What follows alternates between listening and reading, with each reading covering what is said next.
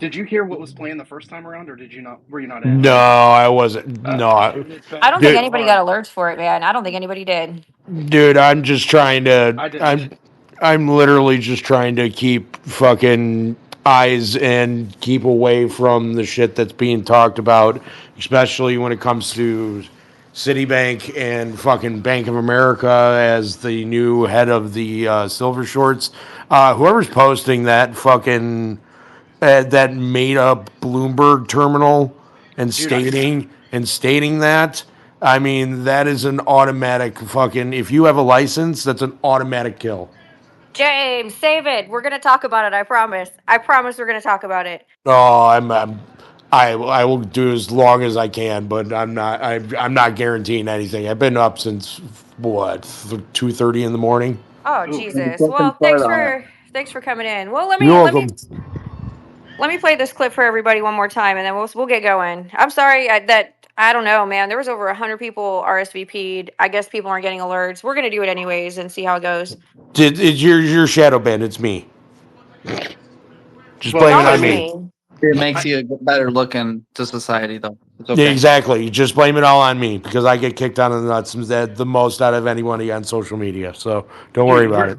collectively we're like the land of like we're like the broken toys bin. Just We're Dude, the fucking I'm bully. literally drop I'm kicked go- in the nuts.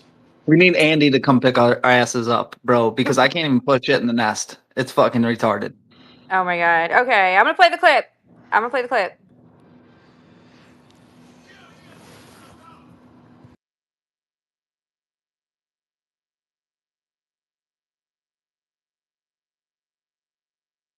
You have this group called the Eighth Army. It's basically young people, nameless people, people who, quite frankly, according to the global elites, don't matter and don't count. They're the people that work, pay their taxes, serve in the military, underpin civic society, but generally you don't count. This Eighth Army is on a holy war against Wall Street. The holy war of the apes have them up against the wall, and they're not going to back off. And you're going to hear squealing, and they got to be regulated. This ape army is bad. These people are dangerous. Here's what's dangerous: the elites in this country that have scammed every possible way.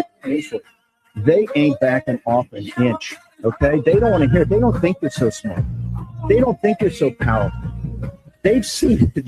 They know you've got the sweet hour of prayer over there at these hedge funds. And when the short squeeze starts, and these hedge funds start imploding, they're not going to stop at the hedge fund. They're marching towards the heart of the system. What the apes want is a total and complete destruction of a corrupt and incompetent system that has nothing to do with the very people that for firemen, teachers, cops. You're right there in the audience. They're the plurals. It's your money. They've got That's these awesome. hedge funds cornered. They trap them. They're locked into these stocks, these massive shorts, 140% of the companies. They're locked in. And when you've got a short position you can't get out of, your losses could be infinite. Let me repeat that. The losses could be infinite. Live and large. Where are the customers' yachts? Where are the yachts for the apes? Where are the yachts for the deplorable? Well, the apes may end up having some upload yachts. You know why? They're jamming up the most brilliant guys in Wall Street. You think they're so brilliant? If you're so brilliant, how did a group you call the dumb apes? How did they jam you up against the wall? Earth shaker, rainmaker. Yeah, another level chain breaker. Earth shaker, rainmaker. All right, guys. Let's start this again. Welcome. It looks like we have more people seeing the alerts this time, which is great news. Thank you so much for being here. I know it's the eve before New Year's Eve. I figured tonight would be better because there are a lot of people going out and doing different things tomorrow night. So I wanted to catch everybody before we got into the end of the week here and just bring us all together and talk about some of the things that we're seeing, some of the headlines that have been flying around. There's a lot of weird stuff happening, weird, out of the ordinary stuff happening. I affectionately refer to it as everything, everywhere, all at once, where no matter where you look, there's something popping off. We got a pink blizzard today, great. Bombs going off, great. other stuff. You know what I mean? The stuff that's being uncovered at such a rapid rate. I mean, it feels like the floodgates are really opening up here. And so I just want to run through just I'm trying to keep we've got a lot to cover, so I just want to run through just kind of a list of things here, kind of go over the format a little bit. This space is intentionally cross community. We've got people from the meme stock world, the silver community, science and energy, UFO, and future tech disclosure people, and just a whole bunch of very confused people wondering what the hell is going on, wondering why all of a sudden the apes are back, why everybody's talking about GameStop and AMC again, why silver is popping off. It seems like the majority of the public is just not at all aware of what's going on or what's about to happen here. This is going to be highly likely some kind of major historical economic event coming up starting, I don't imagine necessarily seeing anything before the end of the year, but probably when we come back into New Year's. But I want to be really clear up front before we get into any of the nuts and bolts here. This isn't a debate space. It's not a pump. This is not financial advice. I don't care what you do with your money. We're not talking about, price expectations or strategy or really anything like that. We're just discussing market conditions, historical precedent, the trends and patterns that we're seeing right in front of us now, what we've seen over the last few years, and kind of just speculating on what the future might bring. Um, tonight's about context and pattern recognition more than anything else. I'm not trying to convince anybody of a single conclusion, and you don't have to agree with everything being said here. But I have to say again, curiosity is the only requirement.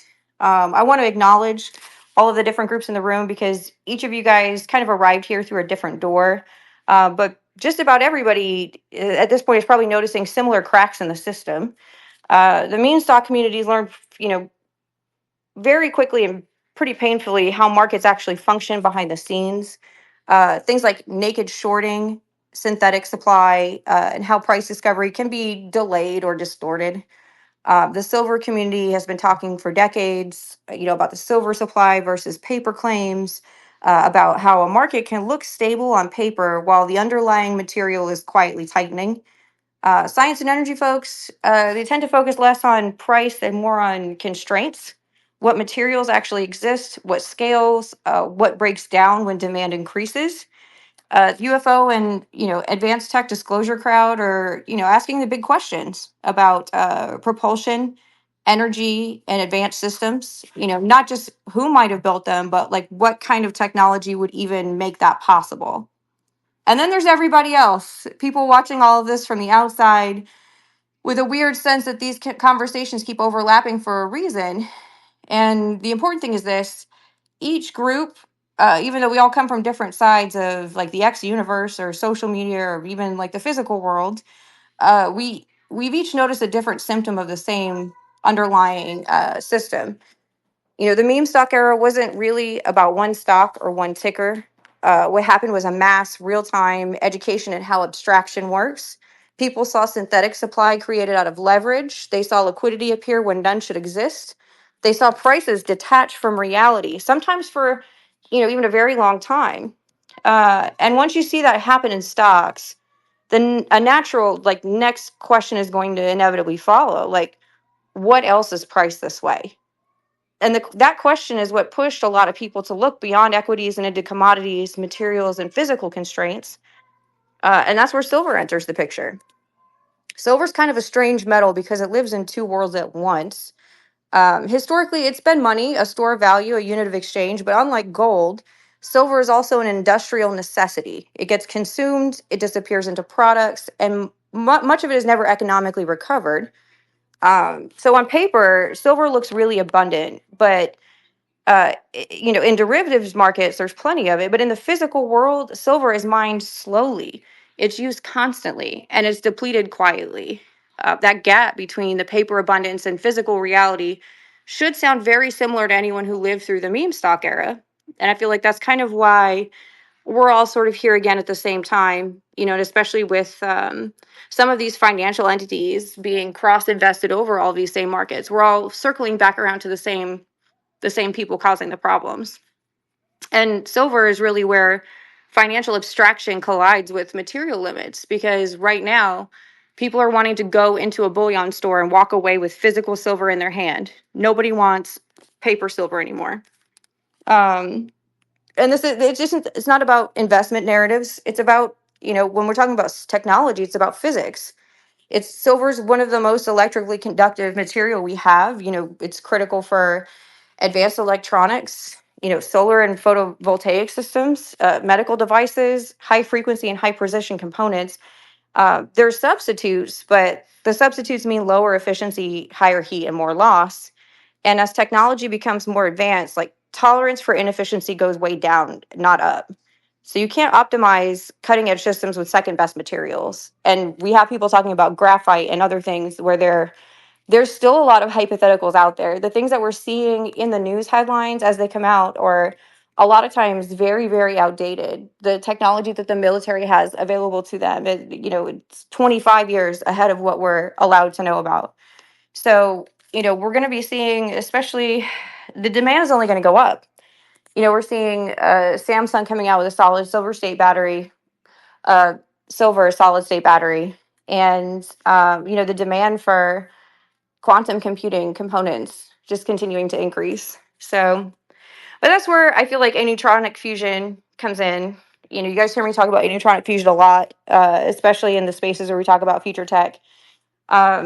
It's interesting not just because it's sci-fi, but because it aims to produce energy with fewer radioactive byproducts and more controllable outputs. So I think traditionally we're used to when we talk about nuclear power, we think Fukushima, we think, the atomic bomb, but like we're well beyond, those are dirty bombs at this point. We're so far beyond, um, radioactive fallout, to the point where there's really almost no reason to not push into developing these technologies, especially with, the increasing demand and, looking out the window.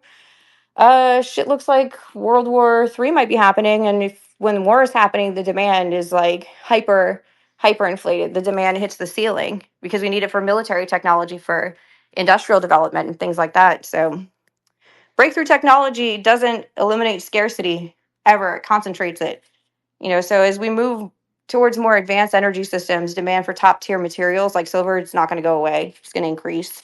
And that by itself kind of overlaps with the UFO and advanced tech disclosure people. Um, because you don't necessarily have to believe anything specific about UFOs or non human technology to ask basic engineering questions. If advanced propulsion or energy systems exist, like how do we make them? What materials do they run on? Physics doesn't change based on belief. Any advanced system still has to deal with the same physical constraints, energy density, heat, conductivity, and material limits. Um, we're all kind of, and I feel like that's what's so strange about the DJT ticker is kind of all of these things are converging under one ticker, and the ticker is, historically very volatile. It's very controversial.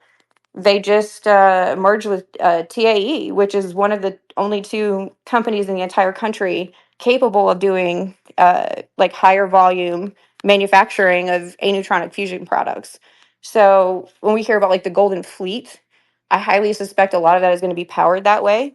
Um, but we have experience with DJT going all the way back to Dwok, so it's we're not it's a meme stock, but it's like a meme stock that kind of maybe holds the future of all clean energy hanging in the balance, which I think it makes it especially troubling that we're seeing the market manipulation that we are, because we've seen them destroy perfectly good companies, run them into the ground for profit.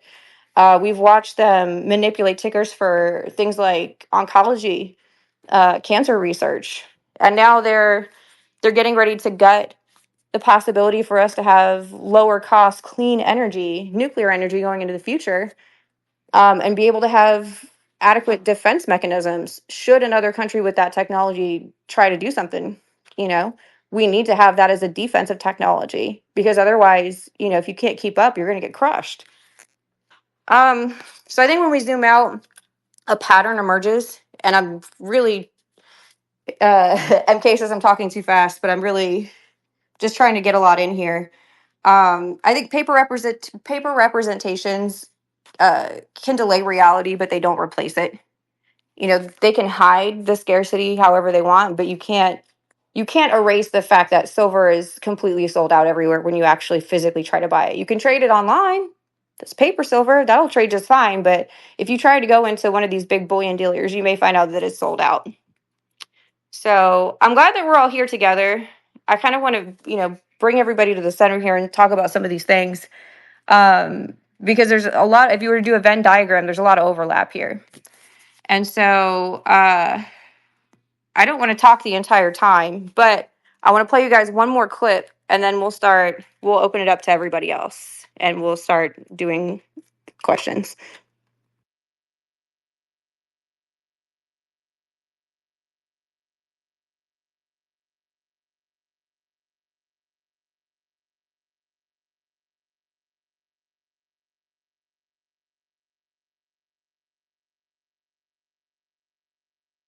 You have this group called the Ape Army. That's not the right clip. That's the clip I already played for you guys.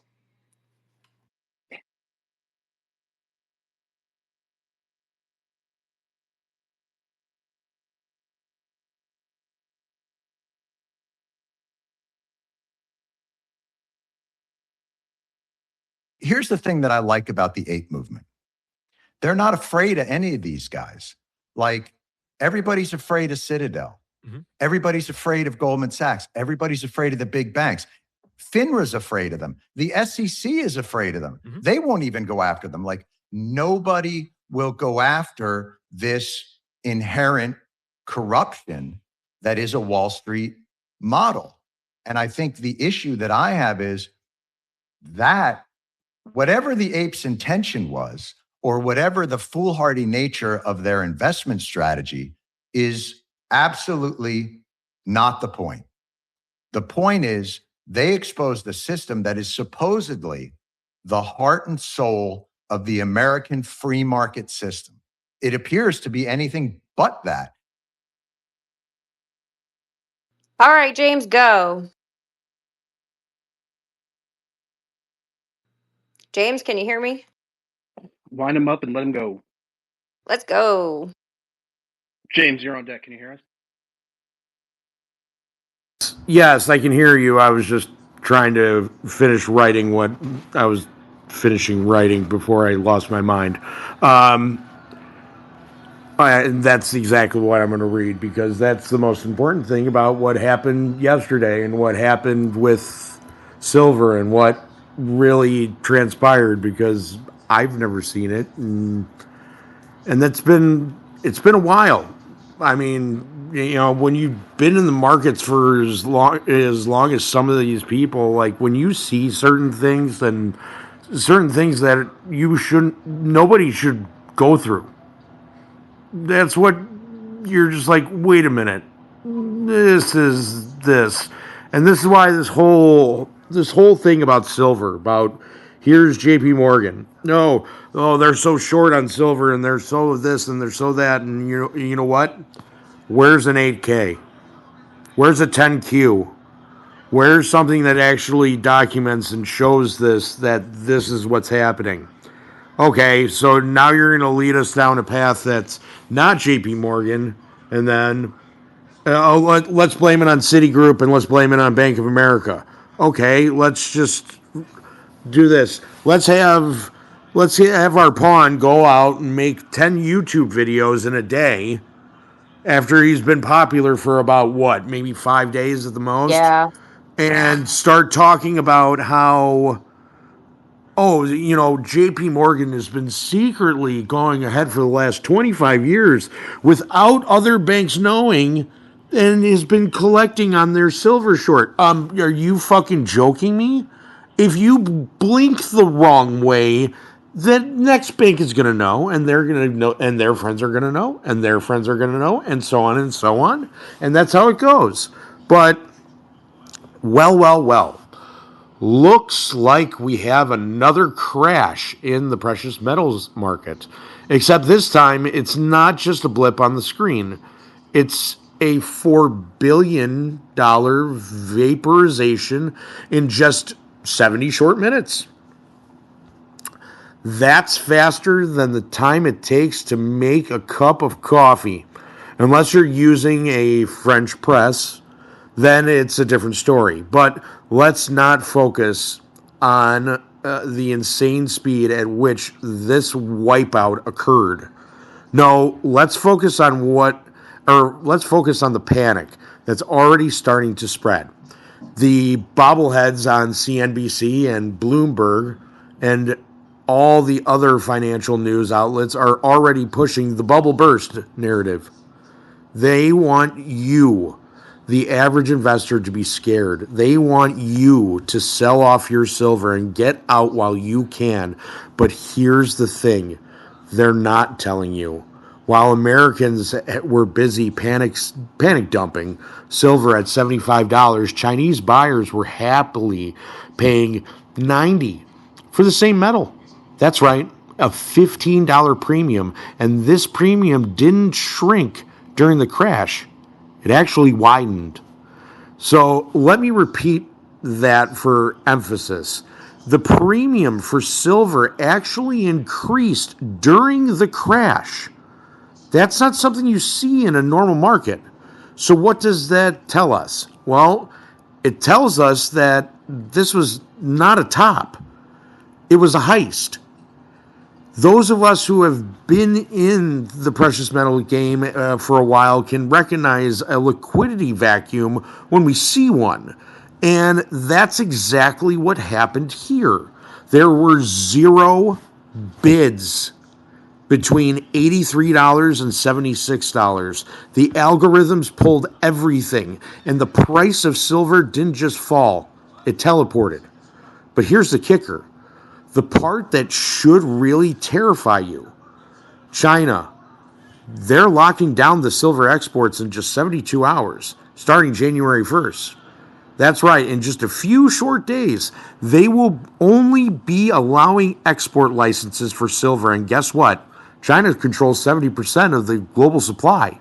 Meanwhile, COMEX is down 70% on inventory, and London's vaults are bleeding. And if that wasn't enough, you even have Elon. He tweets, this is not good in regards to the silver shortage. So if you're not scared yet, let me break it down for you.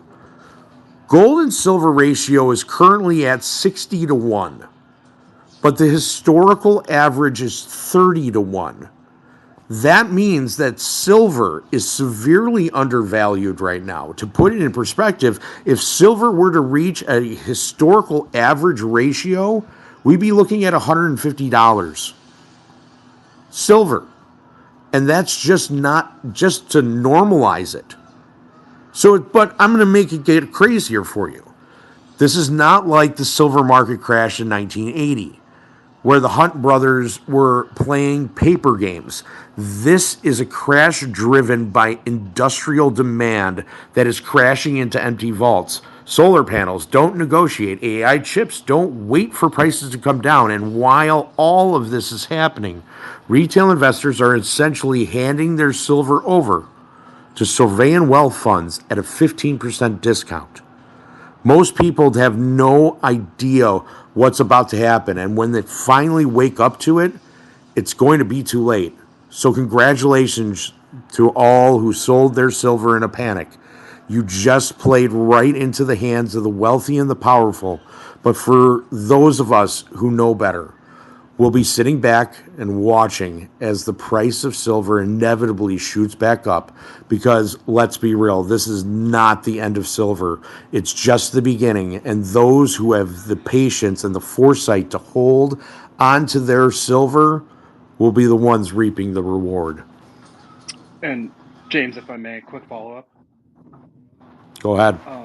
In an analysis that I looked at earlier, the value, the current value is like 167. Yeah. I'm saying just to get to the normal ratio of 30 to 1 Oh, I see. between gold, it has to be above 150. So 167 is pretty much exactly where it should be. But 150, Yeah, you're looking at right there. You're looking at about like 24 to 1. that tracks. So under the So, threshold. so if we just have one golden goose, though, it's going to cash out at some point. So, price targets are hard. Well, you know, I can. You don't even bother. Just sit there on your hands and don't do anything until you'll know. I mean, guys, listen. This isn't rocket science. This isn't like a blip or a skipping stone across water. You're gonna see a top when that top hits. Period. Well, and the last crash, the top on silver didn't happen until 2011. So from January 2009 all the way until fall of 2011, basically. And But they're gonna be bleeding out their eyes, trying to get you to do whatever you can to sell. I don't have Well, any yeah. silver, so it doesn't apply to me. So I guess I'm going to get left behind, right? But I'm hedging with AMC. Maybe. So you see, what I'm saying is, no matter what you guys say, silver's going to go to. I think the government's going to have to do their job and fix the problem. I'm not buying any silver, but I'm looking at things like ON. I was talking to a semiconductor guy today that sells them. He was driving a McLaren, and I'm thinking between the semiconductors of like ON and like Olin, OLIN, which is a gunpowder type of military stuff. I think that's going to run next. Semiconductors, gunpowder. If you get in that shit, you're going to make legs up on whatever else you're hedging. And yeah, I still so think Bitcoin can go to 300,000. You know, silver can go to who 300. cares? AMC can go to 3 million. Like, but at the end of the day, I think Ford's going to go up. I think this ON semiconductor stock is going to go up. I think HYMC is going to go up. Not to be negative about losing any money or who's lost what, but moving forward, if you buy some AMC or if you buy some GME, like it all is in the same basket. So you can't keep making more money. Like you can only make so much. And then you can only put so much into silver, or I can only put so much into AMC. Now my other option is invest in silver, invest in HYMC, invest in GME, this ON like semiconductor, Ford, Tesla. I mean, maybe Rivian or fucking Mullen actually survives and goes from 70 cents to $3 and you get rich off it. But if I keep doing the Their same CEO thing, needs to stop buying if I planes. keep doing the same thing and keep saying AMC is going to go to 3 million, it's going to be my own fault that I hold my breath till silver hits 167. And then you're going to quit. And then what are you going to do after it hits 167?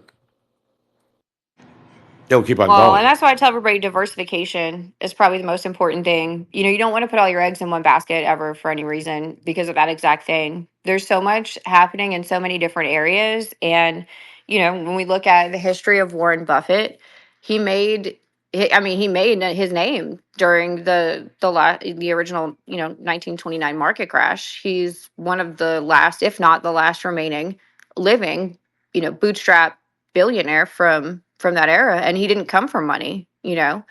So I think I really prefer his investment strategy where he looks for things that are deep value, but crashes are an opportunity pretty much always if you know where to look, if you know what you're looking for. And that's why alongside semiconductors and these different types of military components, like DJT is kind of entering that arena now with TAE.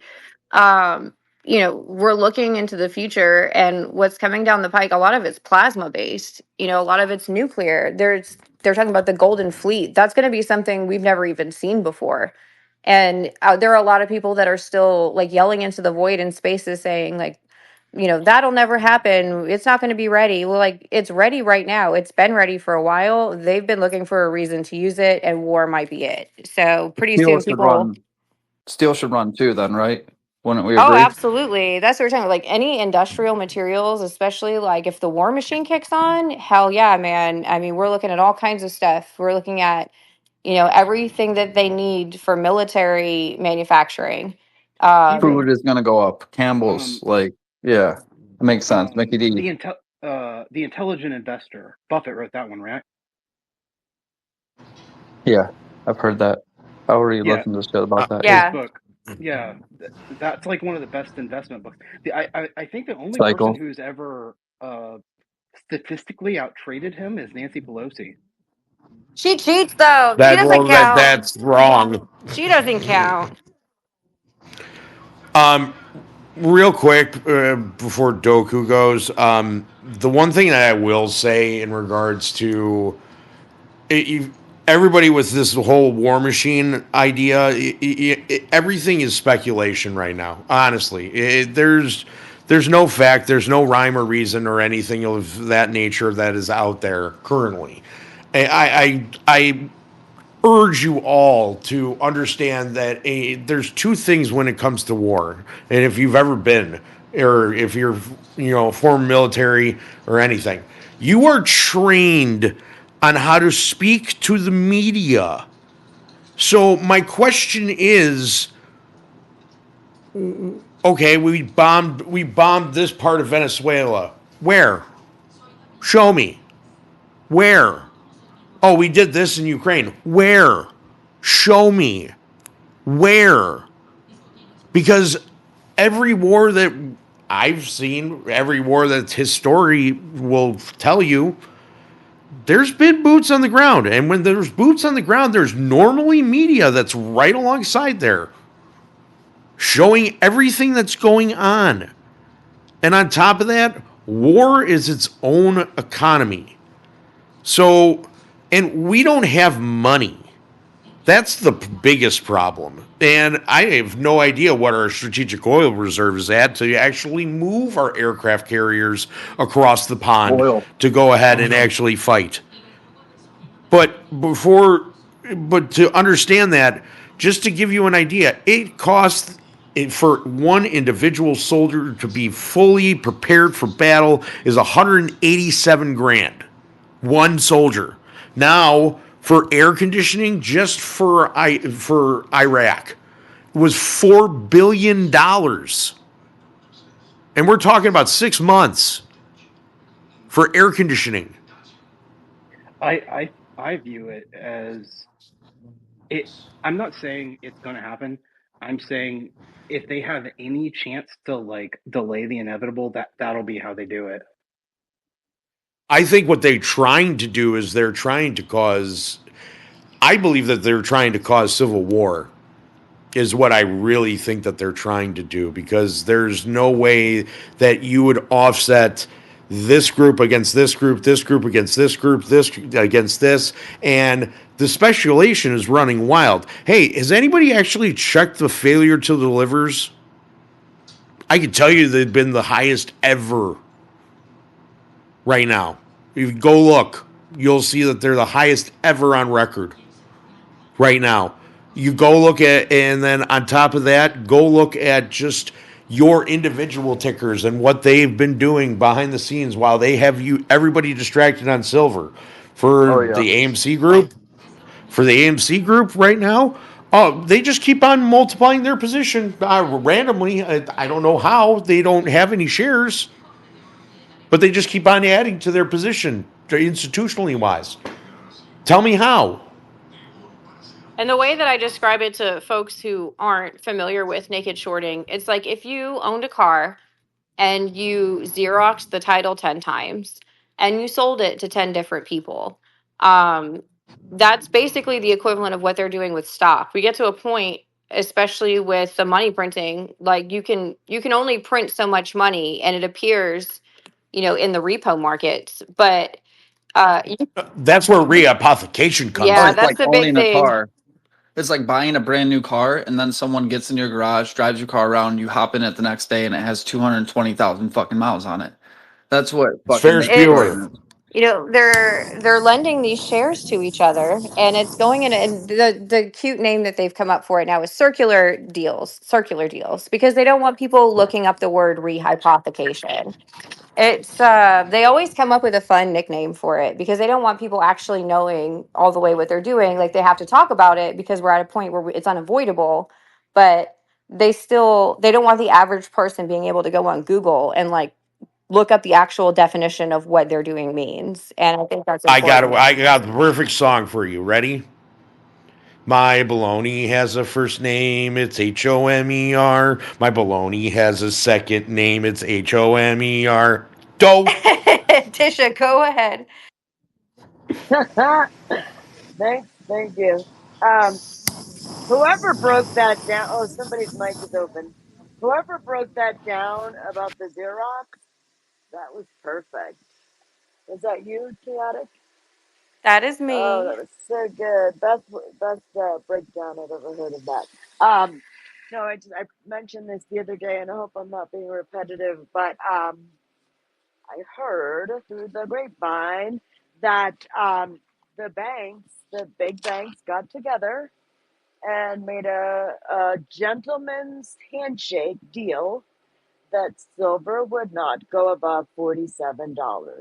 Now, you know as well as I know that they can't trust each other and they don't. So the first one that's gonna, you know what I'm saying, like jump out of that box, we'll see. But they did make a gentleman's agreement at $47. And I will give you this hand that's full of toilet paper that I rubbed in between my cheeks for when I wiped my ass. And here you go, and there's your gentleman's agreement. Literally. Because literally, I that's what it is, a I big know. pile of I crap. know, but the first one that breaks it, and we know they're gonna break it. I'm thinking that's the obvious, right? The first one that breaks it, then the rest are gonna need they're gonna need help. There's gonna be The British are that's when the coming. problems start. The British are coming, yeah. Yeah, the British are Can I coming. read it? Can I read an answer that I gave to a fellow ape because it's really that good and chaotic. You're gonna know right off the bat that this is absolutely coming from me in every which way because this is where sarcasm has its punchlines on this one. So I get a bunch of questions, and especially in regards to right now this Asian AI guy. Why? Because he's the hot commodity for the past 5 days and saying all this other stuff. So, honestly, what do you think about the Asian AI guy? I said, honestly, a plant from JP Morgan. Oh, you know what? I said the same Oh, thing. I said the same hold thing. on. And he's just like, well, really, it's funny that you say that because he restates the same information on multiple sites, but the number one he doesn't say is the amount of physical silver that JP Morgan has in its vaults. And I said, well, you need to watch this one specific video and just watch it because anyone who believes this make believe fantasy of I'm not a JP Morgan plant and think that this story is true needs to be playing soccer with hockey pucks. I just think it's interesting that there's the Asian guy, but there's also the female counterpart that talks about MMTLP and AMC and Hey, GameStop. It's the hey, same AI. we do nothing wrong with Bink. We take all of ingredients and we put it in egg roll for all of you to go ahead and eat. Num num num num num let num me num. let me play this clip really quickly for everybody. I talk to them about being like a group of junkies who relapsed, going, listen, man, I just need some liquidity. You know what I'm saying? I just ran into some bad subprime, you know? We just had complex formulas. We just didn't factor in greed and panic, you know? I just need $805 billion by Tuesday. Yeah, no, seriously. No, I would not screw you again. It's pretty crazy. I've learned my lesson. No, baby, this is not like the other time. No, seriously. Just throw me a bad here, baby. Help me out. Just give me a little bit. Yeah, just a taste. That's all I need is a taste. I need $2.5 trillion. I'll pay you back. Get me through 1 week. Yeah, it's like they're going to print out a new $20 bill. The new Geithner $20 bill will be, instead of "In God We Trust," it'll just say "Trust me," and it'll be the little man from Monopoly going like that. Trust me, bro. Trust me, Dude, oh my bro. God. Like, how long after that was it that he, like, died accidentally on purpose? Oh Jesus. no. Well, he had Well, no. Parkinson's, pretty advanced That's right. That's Parkinson's. right. That's right. He I remember That hung that. was himself, right? That was filmed in 2009 for the Charlie Rose show. Okay. Doku, do you want to go ahead? You've had your hand up for a minute. Oh yeah, I just jumped in because I heard someone mention OLIN ticker OLN. I have never heard anybody mention that company before in the entire Thank time I've you. been on X, and that's what I've been That's why I looking do at it. since like 2010. Get your fucking play in, brother. It's money. You know what I mean? Like I'm not playing it. That's why I like talking about shit I don't play. I'm YOLO and AMC. But dude, I think that's a money play. Just like that Well, ON. It's a semiconductor and it seems like an American company, that ON, and it's out of America. They're well, both making like OLN specifically, I had somebody yep. ask me this question a while back. This is not financial advice, but they said, like, okay, if we're depleting military resources, if we're potentially going to war, how do you Yep. capitalize on that? Well, a lot of people would say, well, Boeing, Lockheed Martin, yada, yada. No, look at OLN. OLN is a chemical company that develops basically gunpowder and Like the them and stuff you Dow. need to make bombs go boom. Yep. And they also pay at current prices. Let's see. Let me pull up the chart real quick. I think They're they're at reverse trending. It's going to be next. yep. They're at $20.96, and they have an 80 cent per share dividend, which gives them a dividend yield of 3.81%. So even Yep. if and just based on the chart, they look to be at the bottom end. So as a long term hold, just because of the dividend, I'd buy it and forget it, toss it in an IRA. But I do believe miners, especially miners that are looking at lithium, cobalt, nickel, silver, gold, which generally tend to all come as a package, since you tend to find those mineral veins sort of in the same areas. You're going to end up, like if you're mining for gold, you're going to find silver as essentially a byproduct of the gold mining process. Same thing goes with lithium and cobalt. Find some of those miners. That's going to be a big deal because on the one hand, again, not financial advice, but on the one hand, you have data center, AI, electrification.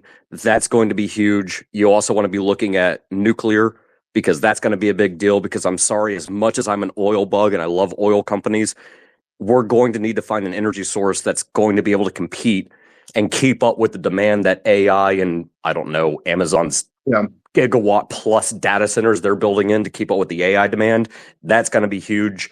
And also, you brought up like the new the Trump class Defiant class battleship, the Golden Fleet. Well, that thing is using free electron lasers. The Gerald R. Ford aircraft carrier is using electromagnetic launch mechanisms, not steam powered launch mechanisms. You're also talking about railgun. You just bring up Ford. I'm going to say I see a lot of return in Ford. If Ford could be one. My point about that is this: if you really Well, want, real quick, I'm going to say you sunk my battle shits, and I'm going to bid you all a good night. Happy New Year to everyone. I'm exhausted, but I will see you guys in the new year. hey, thanks, Happy brother. New Happy New Year. Year's. See you later, guys. Bye, James. I But hate when yeah, he says that brother. 'cause which one was it, real quick? It wasn't Half Baked. What movie was that? How High? It was How High with the two chicks in the bathroom. Oh my God. Oh, Well, I think All I know right, what you're back to talking about. Ford. I I thought that was Dumb You and sunk Dumber. my battleship. You sunk my battleship where the two chicks are shitting in the bathroom. oh my Okay. God. Anyhow, Yeah, good job. I don't All want to right, get all too right. railed, Owen, but Ford, go ahead, whoever. Go ahead, Charlotte. Oh wait, no, that was so Pineapple Express. No, it wasn't. yes. Bro, I smoked too much weed. I know my shit. It was How High. They were Oh, selling I weed. guess it Hang on, was. hang on. I know it. I'm wrong. It's Harold and Kumar Go to White Castle. Oh, Okay, it's in the same that fucking classification. movie. It's in the same genre. We've all watched all of these movies, and I feel like they all kind of like We blend would make a together. great one of these movies. You guys know that, right? Like Grandma's Boy. Like we would easily do great as actors. None of these people have anything on us. Like Michael Dude, Jackson, I think you was want to know something blacklisted, like crazy? Robin Williams. What, sir? Go Troy ahead. No, okay, we're getting Go ahead. and distracted. We're Chaotic. getting distracted. Hey, I'm not going to go high and right. Rock, paper, One of my scissors. good friends married Kumar's brother. I said we're Cool. not getting distracted. That's I'm the just biggest Dude, I want to distraction of party. all. What? How Can we did party? wait? How did that happen? Wait, I'll order the okay. White Castle. We all I smoked too had much like my weed when we were young. fusion. That's how it happened.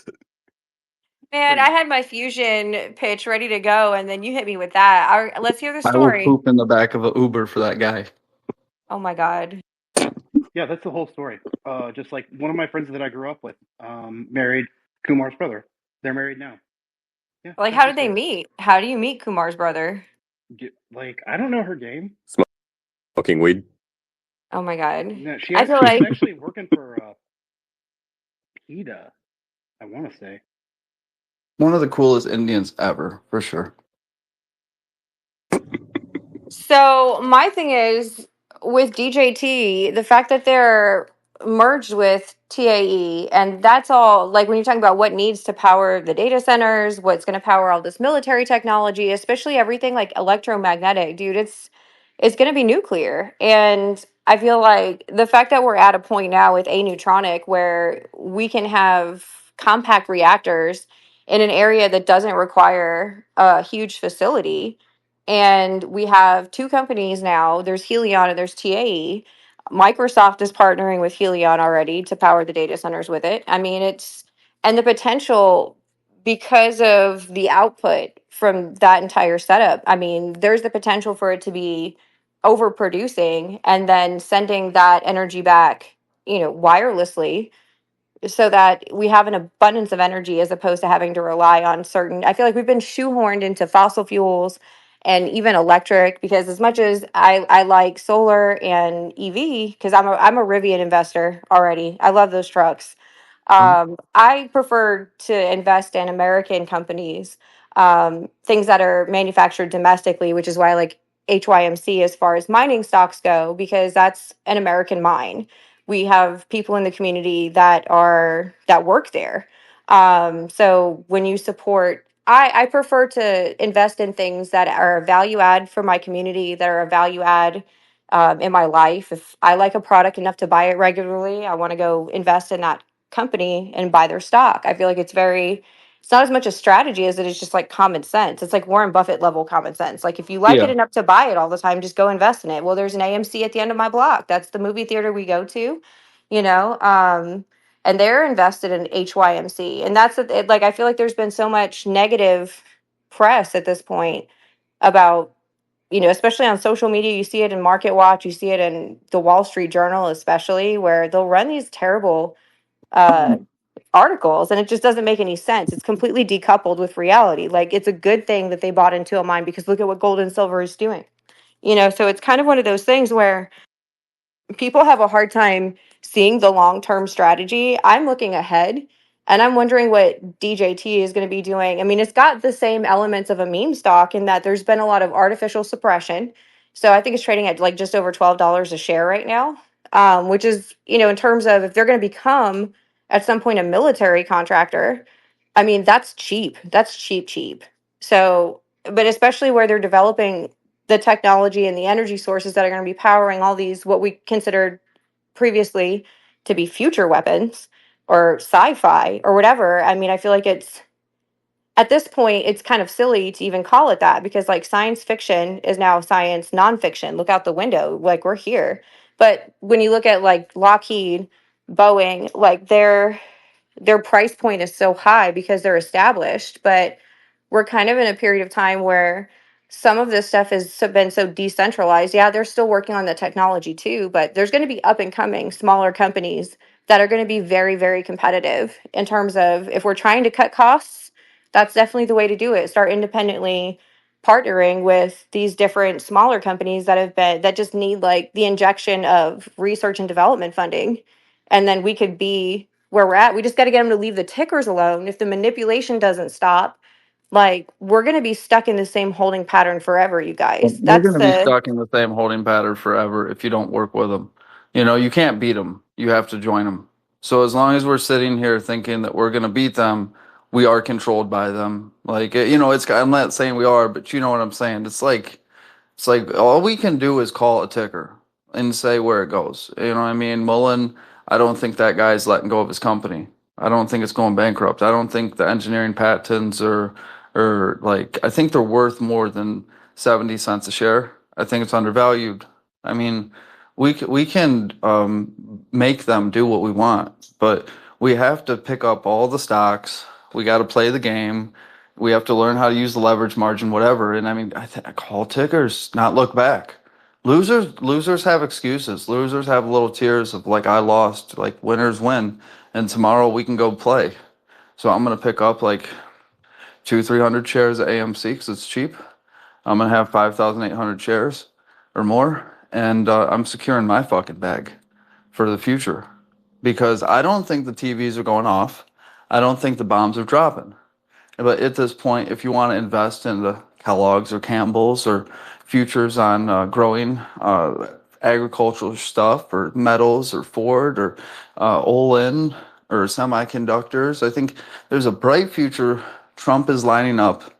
He's going to give all the answers, take away the buy button once again. He's supposed to be the good guy. Remember? He's the good guy that let the WHO make that Wuhan COVID virus shut us down. He's the answer that let them take away the buy button. He was in office, right, when it happened. The same Well, one. It's very complex system, right? it's So unfortunate when we get to a point where to invest in a neutronic fusion, you basically have to choose between there's just a two things. small number of companies, and one of them is now technically publicly tradable because they've merged with DJT. It's not that I like, and I'm not a Donald Trump voter. We're It's coming to the not. end. Either way, okay? Yeah, If we're you all kind go to of the right or left, and all I have to say is they're telling you they're making more nukes. You need to invest in the silver for semiconductors. They're making more nukes. They're making more drones. They have CIA deals with Ford. It could go up to $75 a share, $300 a share. They're making self-driving vehicles that they can take over, and it's in the best interest of the government. So you can buy Riviana or I could buy Mullen, but if Mullen goes to $3 or $6, that's a big win. Because at the end of the day, they're gonna take care of their investments. Like I see Ford in the CIA deals and all that ABC boys shit till the end going. You know, them putting well, up and when some. we talk about nukes and when we talk about that whole area of technology, like that's why I said when we think about nuclear power, we need to move away from the idea of Fukushima and away from the idea of the A bomb because we don't need to do that anymore. It's The A laser. neutronic fusion can produce it as a weapon, it can produce, you know, the desired result without So, all of the nuclear fallout, and I'm which done. I'm done ranting, but if the submarines let off drones, and I've thought about this years ago, right? And the drones then position themselves to the shoreline and launch the nukes or projectile out of the water to be the nukes themselves, you would have no time for our drones to come out of that water and to smoke your fucking city. You would literally have 45 seconds. what And do they you would think be the like, drones are going to be powered it's, with? it's What like if they were faster than nuclear 45 fusion. seconds, Troy? That's what I'm saying. Like, What if they could our fucking teleport, Troy? what we're making right now, teleportation is not possible It because is of possible. It E is equals MC 100% squared. possible, E equals Troy. MC squared, and you got to have a gravity particle B Troy, don't to argue open with up a me. wormhole. If you want to give me science Troy. fiction, Troy. but you can hit hypersonic, and you could definitely launch it right off the shoreline, like 30-yard depth, and it would come up out of the ocean, and then their whole cities would be fucked. I mean, we've Troy. launched 60 nukes in one now. Go ahead. I have a PDF for you to read. Go ahead. I'll send it to me on my DMs, but I've wrote I'm going to papers say on before you Einstein. yell more about it, I have a PDF for you to read that's basically the IKEA manual for how they can make drones teleport. I don't think they're going to do that at all. I'm telling you, man. I can show I'm telling There's you. there's a dark energy that we're getting to, and we need to stop doing it because the dark energy is the only thing that does this stuff. Like the big circle that they made in Switzerland and the portal and what they're opening up, like all this shit, it like it's a bad thing, bro. And it's I'm going to like tell you right now, the only it's black like hole that thing is it's creating is the in the accounting butter department. exactly. It's the butterfly effect. If they can do that or not, It's like this. Let's say this. The guy was on the Russian guy. He was like, well, if the USA hit these or sent drones over to Putin's house, they should be able to just like surveil it. Okay. Now, here, I'm going to tell you the biggest flaw in the system. I'm a flat fucking earther. We never went to the moon. There is no grand Hubble space thing in outer space looking down over Russia. We have no fucking surveillance over Russia. We have high altitude things like balloons and things like that that connect from towers. But if you go to the water, you run out of fucking data. You can't get a connection because that's connected underground. I used to connect towers and run high speed internet. It's not, there's no satellites. So when they say, oh, well, we could just look at the drone strike and prove if Ukraine struck or not, no, because the US isn't up at the command station up in outer space. That's a fucking lie. And if there's one lie, I'm going to tell you the whole fucking system's a lie.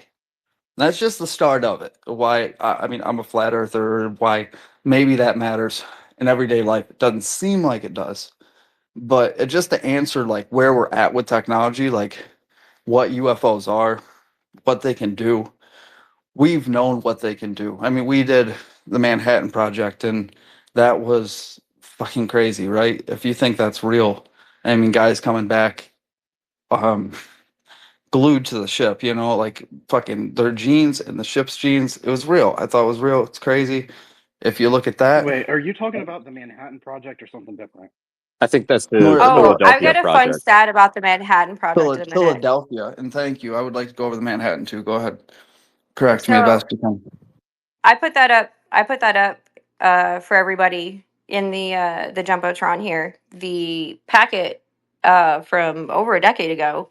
That's basically the IKEA manual for how they can make things, especially drones that are aneutronic fusion propulsion teleport. And it really, I think you're being a little short sighted in terms of what technology we've had kind of in the garage for a rainy day. If we do W- this, there's no going back. We're You're there, like right, there isn't. we can do things as humans, and we need to understand like on a supernatural level, like we can do things with God, and we can do things with Satan, and there's a higher Honestly, level of weapons Troy, we if can I use. may, Yep, Troy, I think I think that Rubicon's already been crossed personally. I for don't think sure. there's any going back at this point. Like genetic engineering, it's definitely like it's just like mass acceptance is like just the next step. Like there's a I, portal in Detroit, and it's like mass acceptance. No one's moving like it. they don't You these know. people don't care about our acceptance at this point, in my opinion. Like we are where we are. We need to figure out the best way forward, and I think that's kind of chaotic's vision for this space.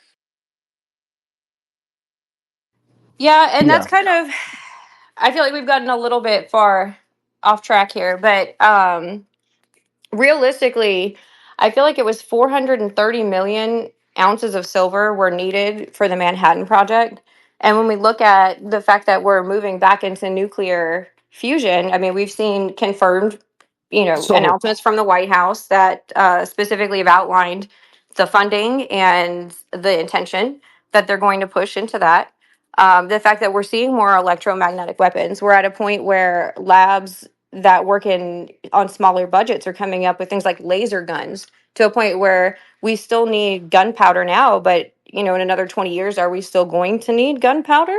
And when we talk about deep value investing, Warren Buffett would invest over multiple cycles. I feel like I'll just say, and I want to hear, this the guy with the hand up. I'll just say they're fucking whacking apes out here.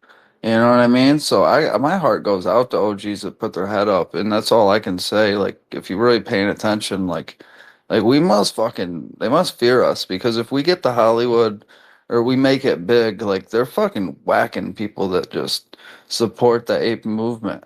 They just get disappearing real quick, like that guy from Full House. oh my What are gosh. what are you thinking? So it is getting very dicey. I feel like in a crash scenario, we're going to see a lot of weirdness in terms of that, anyways. But I think we need to be looking more towards the future. I think that's probably in terms of regardless of what happens, we're going to have data centers no matter what. We're looking at quantum computing. And if we want to have quantum computing, we need to have comparable power. So we need quantum energy to get to that point. If we, and the reality of it is like people have mixed feelings about data centers and for different reasons. I have my hands on this pretty much every single day. Um, there it's not going away. The reality is we're trying to move and analyze so much data in such a high volume that traditional data centers are not going to be capable of handling it. So when we see what's coming down the pike, it's things like quantum internet. We need to be able to move through this data faster. We have a growing population. We're dealing with global finance. We're dealing with international transactions that need to happen in a fraction of a second. And that's where you see, people abusing the technology for things like high frequency trading. And I feel like that's the stuff we're at a tipping point where we need to start pushing for ethics. And we need to, I feel like everybody lumps these concepts together. We need to separate the technology from the behavior of the people who are using the technology Yeah. because we genuinely need this stuff. Because if, let's say, for example, China has this stuff before we do, we're not capable of defending ourselves on a national defense level unless we have something comparable that can analyze the data before something hits us. Because that's really where we're at. Even when we're talking about hypersonic, even if you want to defend against a hypersonic weapon, you have to be Well, able to move so fast that you know it's coming before it hits you, and that has to happen in a fraction of a second. So when we need that quantum computing to be that fast, there is no other option than to start looking at what power sources are available to us that can provide enough energy to imagine, accommodate it. imagine if you launched a nuke and before the nuke even hit the country erupted into a civil war because the country that fired the nuke was fighting so much for freedom that the citizens of the country that were getting fired upon, half of them were at the point where free speech was pushing in this way. That's what America has with movies. That's what America has with freedom, and that's what Hollywood is trying to take from us. When three or four, three of the consoles are made in Asia, it's okay. But we buy Microsoft and then they make the games. And I'm seeing a whole bunch of profit for us. And I got a rant here. I see these hands. I want to hear these guys. But it's like, I wish I was on a yacht. Here's my dream. I was listening to you. I was playing pool or fishing. Like these quantum computers are something AMC can host and have with Meta and American gaming, American movie making. That's going to lead us into a new, we can make our own social media network that's all about freedom and stuff. And I don't like exactly what Trump did, but he had the right idea. And if we do it with AMC and make our own games or whatever, the possibilities are more endless because the American thing, the government, it comes down to good American citizens.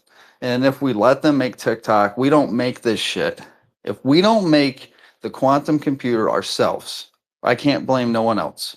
So my vision is Ape Radio making games like Ape Mining and building more and more games, interactive movies with these AI movie makers, whatever. Making our Well, own social media place like this. well, And and that's kind of I where I don't say we know, have to separate the technology from the but behavior we of the have to people who are boycott. using it. In the next So, 5 years, we need to build the software, and then we are going to step out first and boycott as OG Apes, and we're going to hope we build our own. That's what I'm hoping. Because if we well, keep coming to X or we keep going somewhere else in AMC and GameStop has all this money and we can't make a virtual arcade and host our shareholders, like we have no freedom of speech in our own companies, let alone our own country to make our games and movies. I'm gonna fucking get mad when I get all my money and they still don't do all these great ideas because you guys Well, have great movies. Troy, I Think gotta about stop it. you, buddy. You've Go been ahead, going for a but minute. I gotta stop you. So that's why I say we have to start conceptually separating the technology from the behavior of the people who are using it because AI can be used for some pretty insidious level surveillance that violates constitutional rights, that violates human rights. But you can also use AI to make your own movies, to make your own games. There's going to be so much decentralization because it's available at a fraction of the cost. You guys, if you see Tupacabra making these insane AI videos that like are being seen by Elon Musk and all of these different high level people, X gives us kind of like that level playing field, and that if your comment is good enough, somebody will maybe have a chance of seeing it, and it could go, spread a lot faster than it would otherwise. But I think that because of the cost, it's going to be obviously available to more people. And I think we need to regulate ethics. We need to make sure that there are actual real punishments for abusing the technology in ways that, they're not supposed to be. Flock cameras are a good example. They can be abused for surveillance when it's not legal, but also they can be used to reconstruct an accident. It's the behavior of the user, not the technology itself. And I feel like we get into these circular arguments where people say we have to boycott, we have to boycott. Like, you don't need to boycott with something that's going to decentralize If technology and make if it available to if you. X and Elon Musk is the plug for free speech in entertainment, gaming, movie production, X and Elon Musk will be the gatekeeper in the end. I would rather be the gatekeeper with AMC as a shareholder and produce social media through AMC and be the gatekeeper for American free speech and social media instead of X. And I think as long as we rely on X, he's going to make the money, and I would rather have the revenue. But it would take a lot of effort. Go ahead, sorry.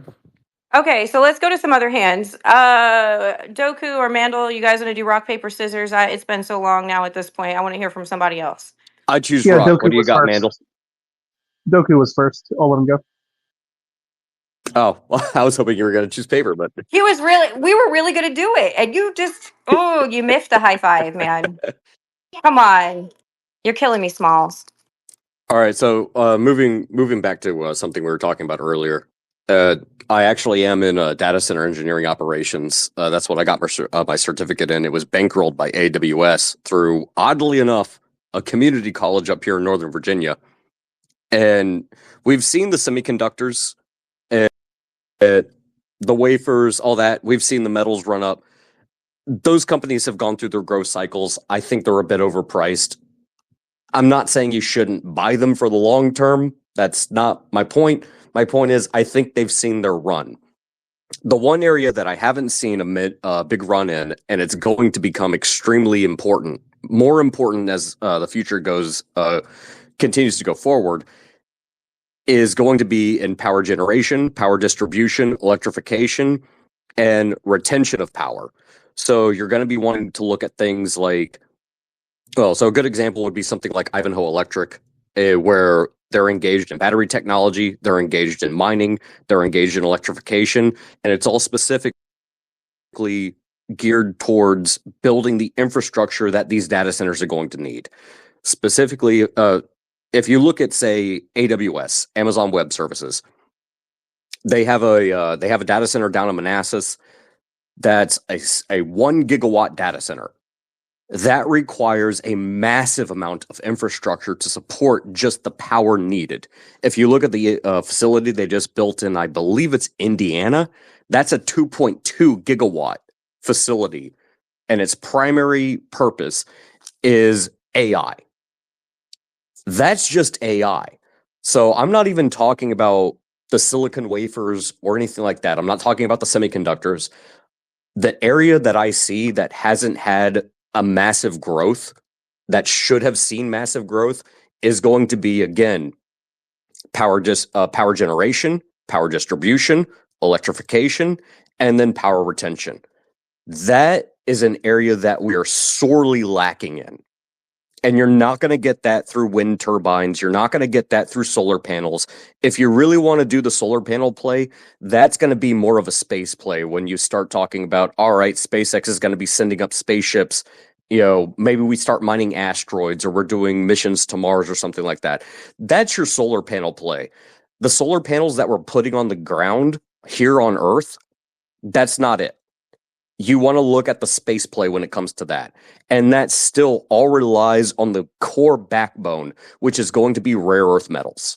If you can find a rare earth metal mining corporation, someone who's yanking gold, silver, lithium, cobalt, iron, steel, iron, which is needed to make steel, out of the ground, there's your play there. And even that being said, all of those things taken into consideration, you still need hydrocarbons, which are going to be derived from oil pumping out of the ground, because you can't produce any of those things without hydrocarbons. That is the one sector where I have not seen a proportionate amount of growth compared to things like Nvidia or Meta like or ON. Apple. Yeah, ON's the only semiconductor one that seemed to stand out to me. It went down for the And year. OLN is a very good one, because a byproduct of what they create through, again, making things that make bombs go boom, are also used to refine rare earth metals into the product that things like the power distribution networks, things like Ivanhoe Electric would be involved in, would need in order to build the networks, specifically the wires, the insulators, everything that you need to make all these data centers and everything else actually work. So it's all interconnected. But you have, and this is my opinion on this, you have to look at where is the value and what has actually grown and what is actually underpriced. And right now, is things that I consider to be underpriced would be, again, battery companies, power generation, power distribution, and then all of the supplemental chemical companies that are required to build this type of infrastructure. And right now, the United States, bringing back up my previous point of Amazon is building 1 gigawatt plus data centers, and that is going to become the norm.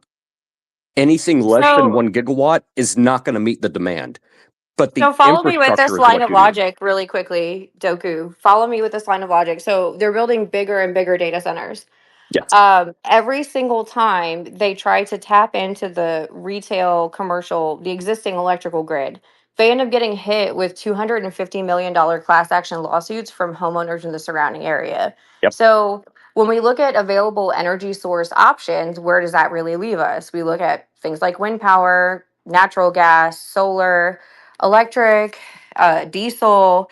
I mean, when it really comes down to it, the only thing capable of putting out enough energy to power things It would be that fusion. massive, it's fusion. It's fusion. And when we do that, we need to look ahead and say, like, well, what capabilities do we have to minimize the risk, to minimize the cost? You know, I run actually the math on it myself here this past July, I think it was, because I saw this coming a mile away. And I said, how many compact Helion aneutronic fusion reactors would it take to power a data center that large? Well, it would And specifically be small scale plasma fusion, and even to do something like that, you're going to need a strong electromagnetic field that would be able to hold the plasma within it in order to generate that type of reaction.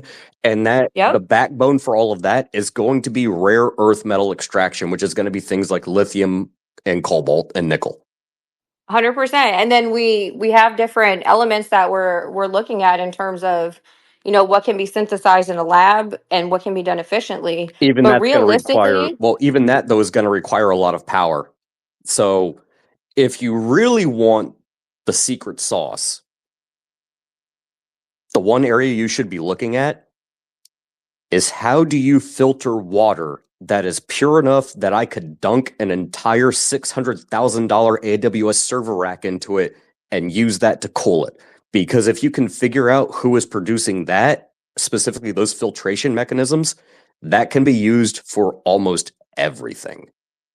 well, and desalination is going to be something else that's going to be for that exact reason to power data centers. Because when you look at countries like Dubai, you know, that's exactly what they're doing. They're desalinating water, and they have the money and the technology to basically make it the freshest water on earth. Well, so I'll give you the dirty little secret here. There are 3 reasons that AWS, Digital Realty, Iron Mountain, Equinix, they're all focused on the Northern Virginia region in terms of building their data centers. Reason number 1, there's already a large fiber optic infrastructure that is built in here, which is something like when it comes to the copper play, you need copper for the electrification when you're talking about, say, Dominion Energy, because we're talking about 14 megawatts going through any given line at any point in time. You're not doing that with fiber. Fiber is in inside plant, outside plant, single mode, multi-mode. Yeah, you need certain things to produce that type of stuff, but once it's in place, you got glass set up, yeah, you're good. So that's part number one. There's already a large fiber optic infrastructure. Point number two, we're operating off 3 different power grids. We have Southern Maryland, Northern Virginia, and then DC. Point number 3, though, is water sources. You need a very clean, very pure, and very consistent water purification source to power these types of things, because there is humidity required in the data centers to actually make the machinery run at optimal levels. And the only way you can get that is if you have extremely pure water. You don't want any contaminants in it. And I would say that is probably the second area I would look at in terms of what is not valued in the stock price of the company in regards to how much upside potential and how incredibly crucial it is to building that type of infrastructure, specifically the infrastructure that we're moving into in regards to AI, space-based technology, high level manufacturing of very complicated metals, materials. Water is the key. And in order to make sure that you can produce these types of things at the level that we need them, at the rate that we need them, water filtration is going to be very, very, very highly demanded. If you're looking for an area that hasn't seen massive growth, that's where I would start my search. Doku, I have a quick follow-up. Yep. So in Henry Kissinger's book that's about AI, something he mentions is and I haven't been able to verify this, but it makes sense. So imagine you want to build a data center, right? And you need it to be cool. Like, where would you put it? So location in that sense is important, but it's not really about how hot or how cold it is. It's about maintaining a stable level of humidity. Well, obviously, it has to stay to a low enough temperature, yes? It used to be that way, but actually not so much anymore. Technology has actually advanced to a point where you could be running something at about 87 to 97 degrees, and that's fine. It's really about the humidity. Humidity is an extremely important part when it comes to data centers, because we're not talking about closets anymore. We're talking about warehouses that are massive. Okay. I'm thinking, because, it's almost like they left us breadcrumbs to put together. And I know Henry Kissinger is an evil asshole, but he wasn't dumb. And one of the things he proposed was building data centers and then putting them underwater. Like, you put the data center in the ocean. And that solves a lot of problems. It creates some, but it solves a lot at the same time. Actually, we can do that. And if you actually look it up, this is actually really interesting. If you have water that doesn't have it's like 99.9% pure. Don't quote me on that, but it's something around that range. You don't have as much contaminants, so you don't have a lot of salt. You don't have a lot of calcium. You could actually basically dunk, like completely submerge an entire server rack in water, and it would be fine. It actually will not conduct electricity.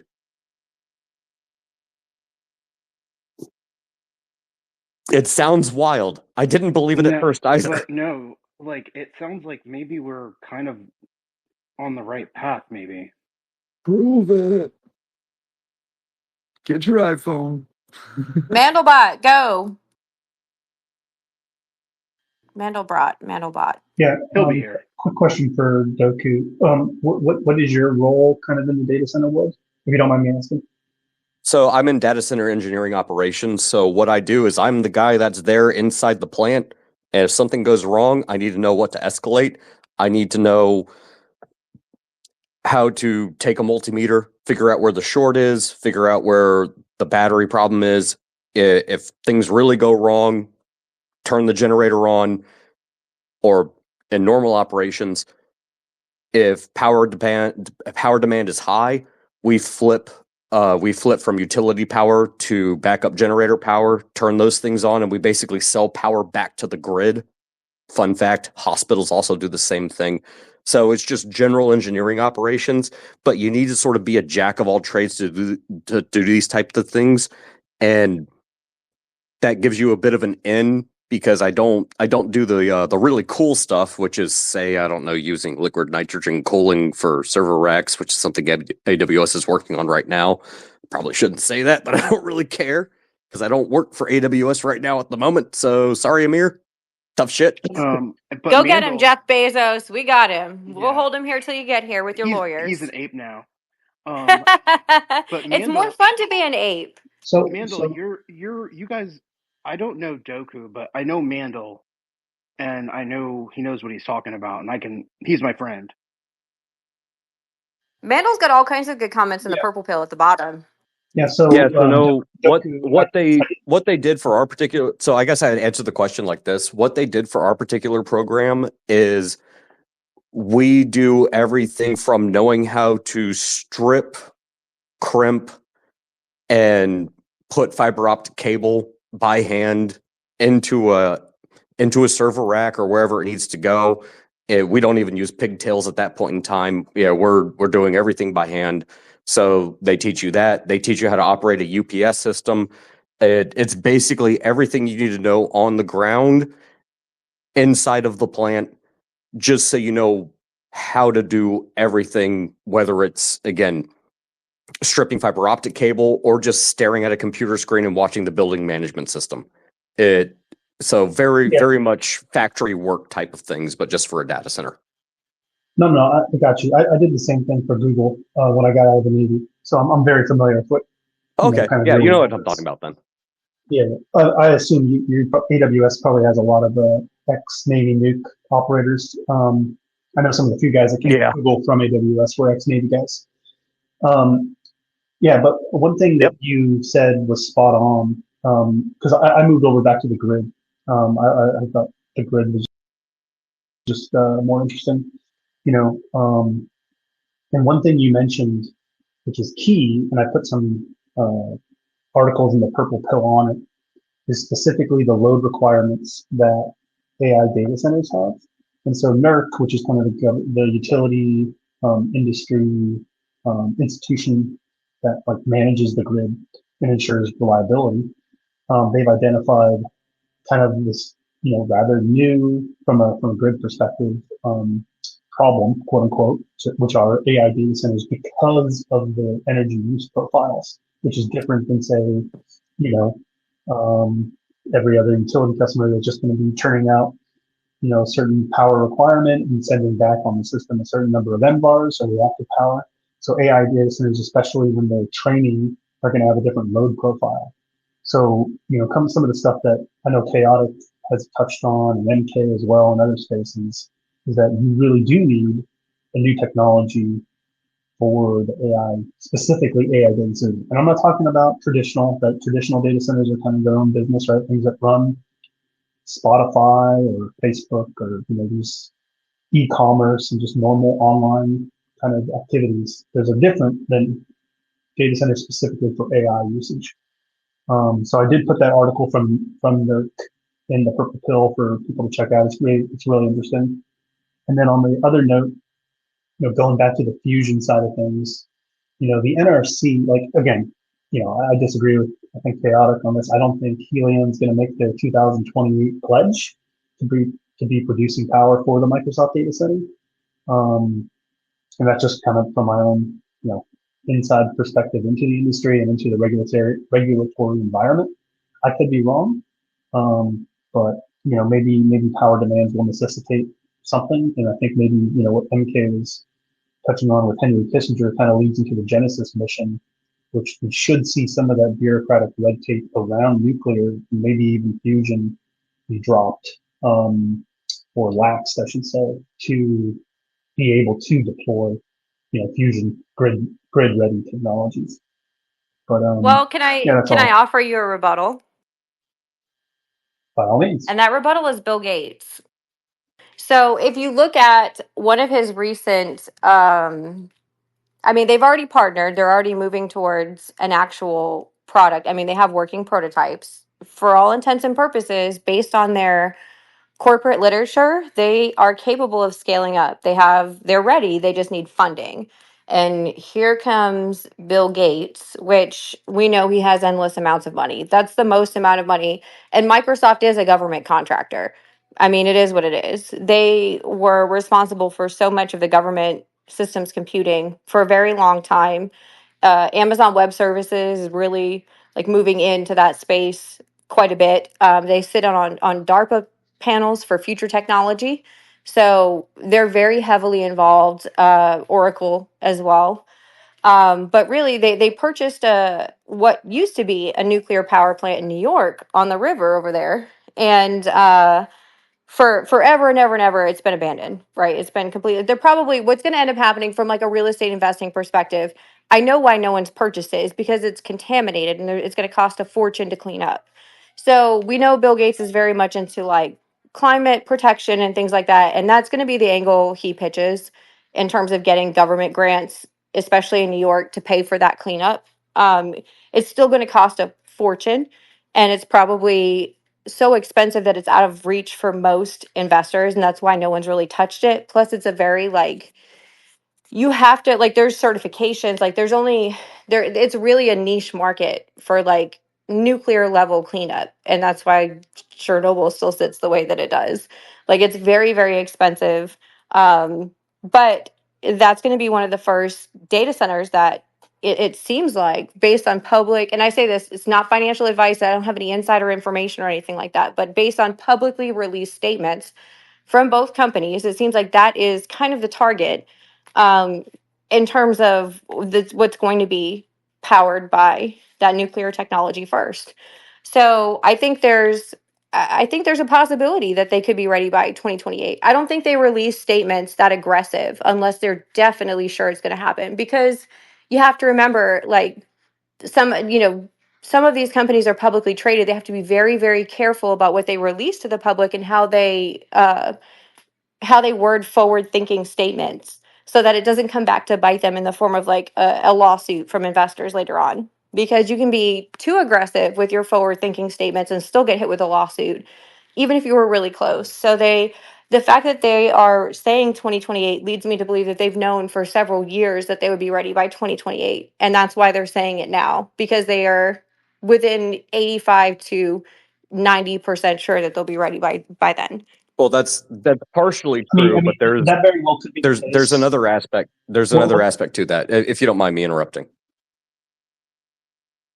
yeah, go ahead. So that's partially true, but the big area, and this is why I brought up the heating and cooling aspect of things, and also the humidity, and why specifically they're looking at areas like Northern Virginia that have very good filtration systems, because the filtration aspect is important, and it is the prerequisite. But once you have a good filtration system, now that water that is coming in, you can not only put that through the evaporators that you use for your cooling system, but you can also put that through your reclamation towers. I don't need to run it through another filtration system again because the water's already pure. So the Oh, filtration mechanism and the reclamation towers are far more important. That way I I don't have have to something worry. for this. So Bill Gates drinks poop, and I'm just going to start with that. Bill Gates drinks poop. There is a GIF. There is video footage of him drinking poop. Part of what his nonprofit does is they filter the nastiest, most disgusting sewage in the face of anywhere on the planet and turn it into drinkable water. So I think that's kind of where he's going to bring those two things together, and that he's like in an area where that nuclear facility is, the water is highly contaminated. But he was comfortable enough drinking poop water on TV in front of everybody, enough to say that, yeah, this is definitely like the cleanest drinking water you can possibly make. So that technology exists, and Bill Gates already has had it since I believe 2019. So in terms of can we filter water, I think he's going to kind of laugh at that. He's like, well, watch what I can do, and then take a sip. It's my favorite gift. That's why I bring this up. Well, and At so every possible opportunity, I mentioned that Bill Gates drinks poop. that's exactly what I meant, though. I could take a $680,000 Amazon Web Service server rack and dunk it into water, and it won't conduct electricity, because as long as the water has been filtered properly, it actually will not conduct electricity. And it's an amazing cooling system. And that's just technology that we have right now. They've actually already done it. The one thing they're working on now, again, sorry, Amir, gonna spill a secret, but now they're looking at liquid nitrogen coil cooling inside these server racks, so we don't even have to dunk them into water. Then imagine the aspects that we could potentially do by putting these things in space, which the people talking about, hey, why do we have a data center here on the ground when we could basically take a SpaceX Starlink satellite and just make that a data center? And that's where Japan's already doing that. well, Yeah, Japan's already doing that. well, and that's where your solar panel play comes from. So if you want to invest in solar panels, invest in ones that are doing the Starlink data center orbits. That's your solar panel play. Again, the technology is advancing at an extremely rapid rate. It's kind of wild. The only caveat I really, and this is probably like the greenest part of my personality speaking, we got a lot of space trash up there, you guys. We got to figure something out about that too before we start letting people, like, there's so many Starlink satellites up there now. Like, I use the Night Sky app. If you don't have it already, I've downloaded on the App Store. You can see everything there is to see: comets, satellites, constellations. It's one of my favorite things. But I just feel like we probably need to, we don't, it doesn't seem like we really have any regulations for what needs to be collected after it's no longer functional when we send it into orbit. Well, see, funny enough about that, considering all the space junk specifically from the 1960s, 1970s, and 1980s, we can now shoot that down with an F-15 and it'll crash in the ocean, and we can reclaim that very easily. So, What's in it? What's it made out of? Is there any silver in it? silver, gold, cobalt, lithium. Yeah. Yes, there is. We're about to have hillbillies out here in the fields trying to garage rig hypersonic weapons to shoot it down. I mean, to be fair, if I could build a big enough slingshot, I'd do the same thing. I feel it's like neither here nor there. Isn't that like the military version of an Amazon drone where you just, it's like a pinata if you shoot it down, a pinata full of precious metals. Why aren't we doing this more? A pinata full of Hillarys. We're going to shoot all the Hillarys down the pinata. The crazy part is you're not that far off base talking about that, because it goes back to the idea of reclamation. So they're going to land a smart city. They're going to land Atlantis. Atlantis is going to grow out of the city and make a smart city, and everyone's going to move there. It's going to be off the coast of Dallas and the Gulf of America. See? Well, so here's the thing. Near Dallas. There's no water here. Oh, chaotic. Real quick, talking about what you're talking about. I don't actually need to shoot down the satellite and blow it up like people would normally think about, like in a Hollywood movie. I just need to knock it out of orbit and have it come out of orbit and land in the ocean, and then I can just take a drone ship. Well, I can take a drone ship, reclaim it, and then I can recycle all of the rare earth material that are inside of it, and then boom, we're good. Reclamation. Exactly. That's kind of my point. Like, we have the technology. It's floating around in the sky. It kind of serves two purposes at once. Why are we not doing this more? And I feel like, again, I'm very Warren Buffett. You're going to hear me refer back to him a lot. He's like, you don't always have to be exactly right. You just have to be close enough to get you there. So now we're going to worry about smacking meteors out of the sky. But like, let me just ask this. How old do you think the oldest human fossil record is? I don't know, man, because I can't trade on it. So I'm not fucking worried about it, really. I think it's like 500,000 years old. I'm not worried about the meteor story. I'm more worried about the smart Earth, like smart city shit. Whatever they're doing with the clouds of like that. How do you say the microfibers that have all this technology in it, and they're like little ants. That shit's crazy, man. It's like the movie they made with Vin Diesel, where Bloodshot, I think his movie was called, and it was about All right. transhumanism and micro technology. Because there is so much in that will never go to the media, man. It's Oh, all Troy, man, I love you, but I have absolutely no idea what you're talking you know about. what I'm talking So let about. me let It's me like a let me cure. get us It's the back on track cure. here. It's the cure for cancer. If you talk about investing and you really want to talk about quantum mechanics, and quantum mechanics are going into micro genome like engineering, right? You take a shot, it goes through your system, helps your white blood cells, kills the cancer. It's a cure all. It'll be out in like 3 years. Well, let me bring us back to my original point, I guess, or one of the points from the monologue that I was trying to get through before the space crashed again, which thankfully, you know what, we've done pretty good. I think we've done pretty good. The first one had a lot of RSVPs, and I don't know if maybe that has something to do. I honestly don't know. But the fact that we are talking about all of these different tickers, all of these different commodities, these Well, different technologies, I'm like gonna step. I'm Troy, gonna step. Troy. But I just want to say, like Verizon, Galactic, they invested a lot of.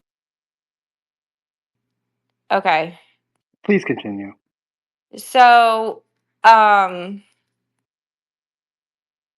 sorry guys. Where I was going with all of this is we all talk about all of these different tickers, different commodities, different assets, different technology, and we all want to put our money behind these things, which is like that's in my opinion, and again, this is not financial advice. My opinion is that you want to invest in these types of assets and American companies. We've outsourced way too much. I remember back in God, 2008, in the last market crash, 2008, 2009, I wrote an entire economics thesis paper uh, towards the entire concept was that potentially if we kept outsourcing at the rate we were currently outsourcing at, that China and India's economy would surpass ours by 2030. And I got the lowest grade out of everybody because my professor's comments in an angry red marker were that that could never happen. And in reality, it's just basic math. We were outsourcing at such a rapid rate that like you can only outsource up to 100% of your manufacturing. There's a defined limit. And so if you continue at that rate, at what point do you not make anything anymore? Do you not produce anything anymore? And I think that the latest trend is that we are going to be pulling back a lot of those contracts. We're going to be pulling back a lot of that manufacturing. I think AI is going to allow us to do that because even though people say that AI is going to put a lot of people out of work, and in some senses that might be true, but the reality is that if you can learn how to use this technology, if you're an Amazon warehouse worker and you learn how to use this technology to your advantage, you can suddenly be the one operating 10 shelf stockers. You have the ability to maximize your output by that much more, and you have a knowledge that prevents you from being replaceable because ultimately those robots can't run themselves. You have to have somebody to maintain them, you have to have somebody to supervise them. And realistically, that is the future, is maximizing your output as a person. One of the things that I really like to use Chat GPT for, and y'all are going to laugh at me, but I was one of the first groupings of users when it first was available to the public. So I've been working with the same account, the same set of threads for that amount of time. I feel like that was late 2021, maybe. Um, and over time, it's gotten to learn so much about me in such a way that I say, okay, I'm good at doing X, Y, and Z, and I'm not good at doing, A, B, and C. Well, I use that AI to fill in the gaps at a much faster rate than I'm capable of doing on my own. And I think that's where we need to look at, especially from a cost perspective. That capability is available to me for $20 a month. And I'm not pushing ChatGPT because there's tons of depending on what you're trying to use it for, different models available. And they're all competing with each other. They all want to have the most advanced capabilities, and not all of them are equal, but you're only as good as the information that it's fed. Invest So invest in the you know, spine, not the eyelashes.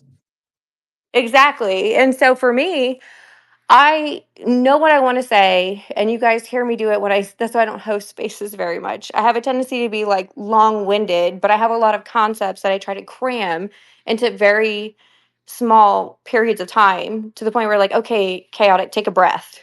Uh MK is sending me messages like, girl, breathe, you're going too fast. Well, cool. AI can take all of those concepts, like, analyze them and break it down in a way that is more eloquent than maybe I'm capable of being in that moment. Because if I'm really excited about an idea, I'm like a machine gun.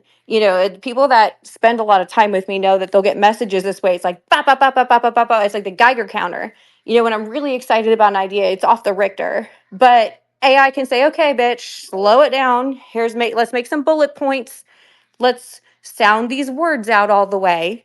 And it can draft it in a fraction of the time that it would take me to do it on my own. And so for me, it's all about the behavior of the user as opposed to the technology. And I feel like, again, and I feel like a broken record, but we lump all of it together. But we really need to be looking at these things from different angles. If I may, can I chime in? Yeah, go, go, go. I think you're going to get a lot of pushback because this is, you and I disagreed about this a lot initially. And I feel like this is why we are always behind the eight ball. Okay. So people are like, we need to stop the data centers. We need to stop this. We need to stop this with AI. We're not going to stop it. We have to be more forward thinking than our adversaries, if you will, if we want to have a chance of surviving. So your concept of like using the AI to maximize our utility, profitability, I mean, it makes sense to me. It is unpopular because people are worried about adapting. I feel like people are very resistant to change. I feel like there are entities that are genuinely abusing the technology in ways that need to be arrested. And I say that both literally and figuratively, because some of these people are abusing human rights, some of these people are abusing constitutional rights, and they need to be put in prison. And that's kind of where I say, like, we want to invest in all of these things, but there's so much market manipulation happening that some of the best and brightest companies that are available to trade end up getting gutted because small cap, micro cap companies are most susceptible to things like naked shorting. Wait, hold They're on, hold most on. Are we talking about market manipulation or AI integration? You got to pick one. We can't do both at once. all of it. They go together Yeah, because you're going to have to if slow down. You have to slow down. if you want to do these things, these companies need to be successful. And I feel like there are entities, banks, hedge funds, market makers that are actively putting their money and their technology behind preventing these things from moving forward. And I feel like that includes AI integration, that includes quantum technology, that includes cancer treatment, that includes things as silly as meme stocks, like a movie theater company. Like it's all across the board. Things like silver. When we want to have all of these integrations, like, we can have even if we have the biggest, most awesome dreams about what we're going to do with AI, it's not going to matter if there's no silver. And I feel like the market manipulation has completely, like, gutted our economy without people realizing, to the point where, like, our economy is like the meme of the cake propped up by two toothpicks. So it all ties together, and it has to do with what it's made out of. It has to do with what it takes to actually implement these technologies, and the way that we manufacture them, and the way that they are funded, especially through publicly traded companies. So at the end of the day, you can be like the brightest comet coming through with the best technology and the best everything and all of the funding, and it won't matter if you go public and Citadel comes along and guts your ticker out for years at a time until your company goes bankrupt. And then humanity never gets to see that because somebody wants to dump an extra however many $1 billion into an account in the Cayman Islands. So that's kind of why that really is the overarching point behind why I brought everybody here is the fact that like we have all of these different segments screaming about market manipulation, and it's genuinely preventing us from having all of the things we're talking about. That's why all of these prices are so decoupled from fundamentals. You're right. Energy and precious metals should be a whole lot higher. Right now, they're paying $95 an ounce for silver in Dubai. There's a reason for that. It's because big banks and hedge funds and market makers have manipulated these prices down beyond what the company is actually worth, beyond what that asset or that commodity is actually worth. It's not just stocks. They're doing it with everything they touch. And if we allow it to continue, not only is our treasury going to collapse, our economy is going to collapse, the global economy, central banking system is going to collapse. Everyone is going to succumb to hyperinflation. And all of us, outside of the ones that are able to manufacture these things domestically at an efficient way, are going to be left in the dark. Oh my God. And I don't want that to happen. All right, take a breath. Take a breath. Dude, I know. We've got two hands. But before Let's do it. Mandel and Doku, I've got both you, but first, Victor, do you have anything? He might not. I know. Not even. Just give me some time. I'm gonna need a little bit slower, chaotic. Just like 5 Let's degrees slower. go. I hear Slower. your music. Sorry, I'm at Happy work New right now. Year's. And, Ow, ow, good to see ow, y'all. ow. All right, we got you, dude. Mandel or Doku, I don't know who is first. You guys joust. Man, Rock, paper, scissors man for was real this time. no, sorry. Hate to rain in your parade. Man was first. Yeah, and I actually got to jump, but unfortunately, right when this conversation is veering into something I really want to talk about. But I just want to say, like, you know, and again, this isn't a debate space, right? But I would look into kind of what philosophers of technology throughout history who have been debating about the value laden or value neutral nature of technology kind of have contributed to this debate, because there are people in the philosophical debate realm that do say that technology is truly value neutral. It can be used for good, it can be used for evil. If it's used for good by all the right people, then it's great. And there are other equally reputable philosophers in this realm who argue that it is inherently subject to the biases and control and power structures that are in place. So, and again, this is something chaotic and I disagree with, right? I think conceptually you can separate technology from kind of how it's going to be used. And I think where we disagree is like on the practicality or the way that actually manifests in the world. I mean, I'm more on the pessimistic side that it doesn't, and that it is going to be adopted by the power structures that we have. And historically, I think that bears out. But I don't want to debate. But I would just say No. It's okay to Yeah, disagree. I'm not saying it in the way. I just don't want people yelling at each other. yeah, and if I may, but I also Mandel, don't want to open up the debate because I got to go. So I don't want to be the one who opens up the debate. No. We actually agree on all of that. I just have to, I'm the apocalyptimist. I have to continue to push the positive because that's really, it's repetition over time is how you move an idea. And so the idea that we can separate the technology from the behavior and that there is a solution and that we need to regulate ethics and what users are allowed to do with the data they collect. We're not doing enough of that. And I don't want to be pessimistic because I feel like there's still time to do something about that part. You'll hear me get real blackpilled after we're past that demarcation line, but I don't think we're there yet. quick follow up for Mandel. I think the advent of the nuclear weapon shows us what historically bad people do with technology. Like, we know what happens. Yeah, and I mean, and I think one thing on that, right? So like, we could be in agreement that hey, okay, so the power grid cannot sustain the projected load requirements for these AI data centers. And so new technology needs to be, harnessed and R&D poured into it to ensure that normal people don't, face rolling brownouts, right? Which would be probably a bad thing. And then you can conceptually separate that from, let's say, another debate about the necessity. And when I'm saying necessity, I'm not talking about necessity for the current system and their stated needs, but and again, this is something that we'll probably disagree on. But whether or not that system's claims of necessity um, are valid. And that kind of goes into more of a philosophical debate kind of realm, which, is kind of more, head in the clouds.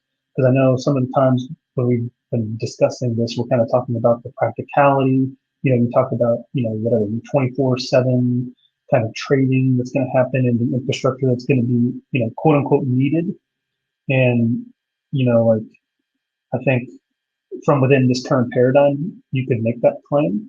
But whether or not, and I think one thing you challenged me on, because I said basically this, which is like, within the current paradigm, sure, but I don't think this is the only paradigm. And you challenged me with like, what paradigm would that be? And I still don't have an answer. It's something I've been looking into, but like, just from a philosophical necessity point of view, it's not necessitated in the strict sense. Now, in the practical sense or pragmatic sense, given the current paradigm, absolutely. But I guess that's maybe where I am an optimist on, is that we can come up with an alternative paradigm. But I'm probably pessimistic about the actual See, realization of that. that's why I'm a chaotic good character, because I believe that one 20-something-year-old YouTuber can upend decades and decades of government corruption if he happens to be in the right place at the right time. And I think there's merit to that. I think there's more merit to that right now than maybe anything else. It's decentralization, because CNN isn't doing that. NBC is not doing that. Even Fox News isn't doing that. None of these major, everybody that's captured, quote unquote, by government funding is not willing to touch it because they're not willing to risk their meal ticket. But you have one rando kid who comes out of nowhere and blows the lid off of like billions of dollars worth of fraud. I love a good underdog more than anything else. And I feel like we're at a point in time where we have an opportunity here to like push that idea, that like chaotic good idea. Like you could be in the right place at the right time with your phone out and catch something that really ends up being a Pandora's box of problems that need to be fixed. And it's everywhere. It is in every state, in every city, all across the country. And I feel like the concept of decentralization gives us power back as people to make the changes and to build the paradigm going into the future the way we want it to be. And I feel like that's where I never lose. I'm a Red Sox fan. I never lose my optimism no matter what. I always feel like there's a better way outside of just accepting our fate to the technocracy or whatever you want to call it. Like I regularly taunt like Sam Altman. I don't care. These people don't control my behavior. They don't control the way I spend my money. There's so much about me that they can't control. And I think that's what scares all of these people. The fact that we have everybody waking up to all of these things that have been in plain sight and we've all acknowledged they exist, but we've just kind of collectively decided not to acknowledge. I think that we're in a period of time where there's so much uh, uprising and there's chaos and there's, but going into the future, whoever comes up, Warren Buffett, is the person that seizes the reins and the chaos and can see it for what it is and can move and position themselves the right way to be in the right place at the right time and ensure, as much as to your human ability, that you're hedging against whatever might be coming. And I feel like that's where the real value is. And I think that we still have the ability to do that right now. We're seeing it every single day. So I don't want anybody to feel like, just because this is the way it's always been, that's kind of the fate we're sealed to forever.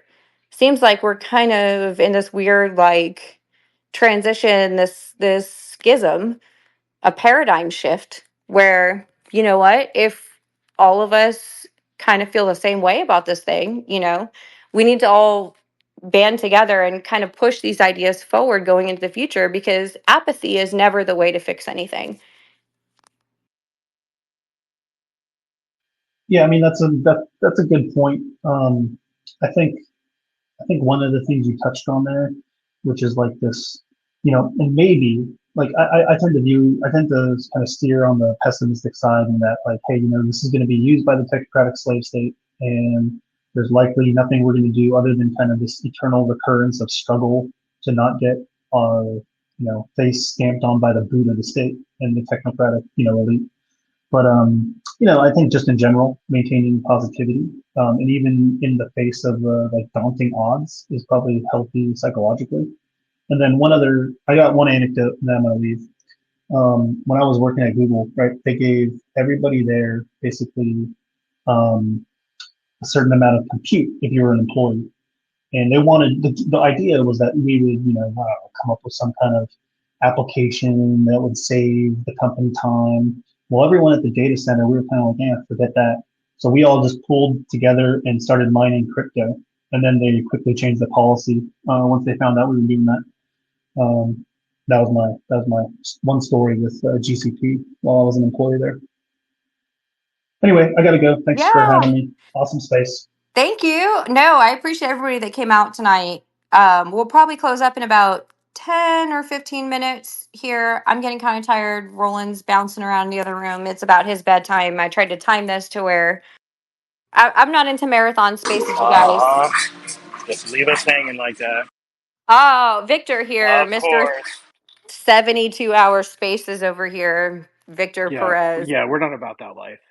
No, man, I like Oh, you got sleeping. That's why. I'm That's an why ape. Victor. That's why Victor got put on the board and I didn't. See, man, I'm an ape. I like jungle naps. I just, I'm not trying to live that life. I can't. Dude, my It, account is way better than Victor's, and he made like the opposition list, and I didn't. Like, I'm pissed. I don't know what any of that means. He knows. He probably can't hear me. I'll text it to you. Well, I feel like we got off to a rough start because the space malfunctioned so many times trying to get going. Dude, I'm And, telling you, when Vic and I do spaces together, like if he can get a space started in like 3 tries, that's like a really good day. Like I'm well, not kidding either. somebody messaged me while we were doing the space here in the last little bit and said, like, they got an alert, but it immediately unfollowed me. So I don't know, y'all. I've got Oracle in here because Oracle is my girl, my backup. I don't know. It got to a point where I was getting suspended at really inconvenient times, and it to a point where I was getting suspended for impersonating myself, which I don't know how somebody does that, but I had to pick a completely different name. But that if for some reason I just got this account back, not that in the last couple of weeks, like unexpectedly, they still won't give me my big account back for reasons unknown. I've broken X rules, and that's why I've been suspended, but they can't tell me which ones. Um, but I really want to. There's a lot of MMTLP people that are in here, and I feel like we need to just talk about that really quickly before we wrap up, because all of the things that we're talking about tonight all culminate in this situation where they're getting actual congressional uh, power behind their market manipulation evidence. And I think we all need to like just research more about that. I can't, again, not financial advice, not the meme stock thing was written off by the media as kind of a silly like flash in the pan thing that happened during the pandemic, but it's really like I've been in it since the very beginning, like since before it was on MSNBC and before Jim Cramer was talking about it. Like I got into GameStop and AMC in December of 2020, very early January 2021. And the things that have been uncovered in terms of what uh, designated systems are being allowed to do to destroy otherwise very good companies is a big part of the reason why our economy is suffering the way that it is. And all of these bankers have up until this point been untouchable. Um, But I really feel like we're getting to a point where the public is demanding accountability. And I think that we need to, like, right alongside, as angry as everybody is about the daycare fraud, think about how angry how angry people would be if they knew that that same thing was happening with their 401k. Hi, Chaotic. I'm MMTLP. Hey, Doku is crossing the streams. I love it. No, that's why, you know what? I feel like we all these different groups kind of talk past each other on a regular basis, but there's so much overlap. That's crazy, man. I love it. Well, I don't even remember how I ended up following you, but I follow you. You must have said something I agreed with. That's what everybody says, man. Everybody is kind of confused about how they follow me, but they're here and I'm here for it. Well, originally I was going to say, what do you think a Federal Reserve note on your dollar bill means? But I don't want to get into that because that's going to be a much longer conversation. Well, actually, you know what? It's your space. I could either talk about that or MMTLP. Which one would you prefer? Do MMTLP for me. Do MMTLP for me. All right, so I'll try to keep it as brief as possible, and anybody who's part of the MMTLP community knows I am very bad about that because I'm long-winded as hell.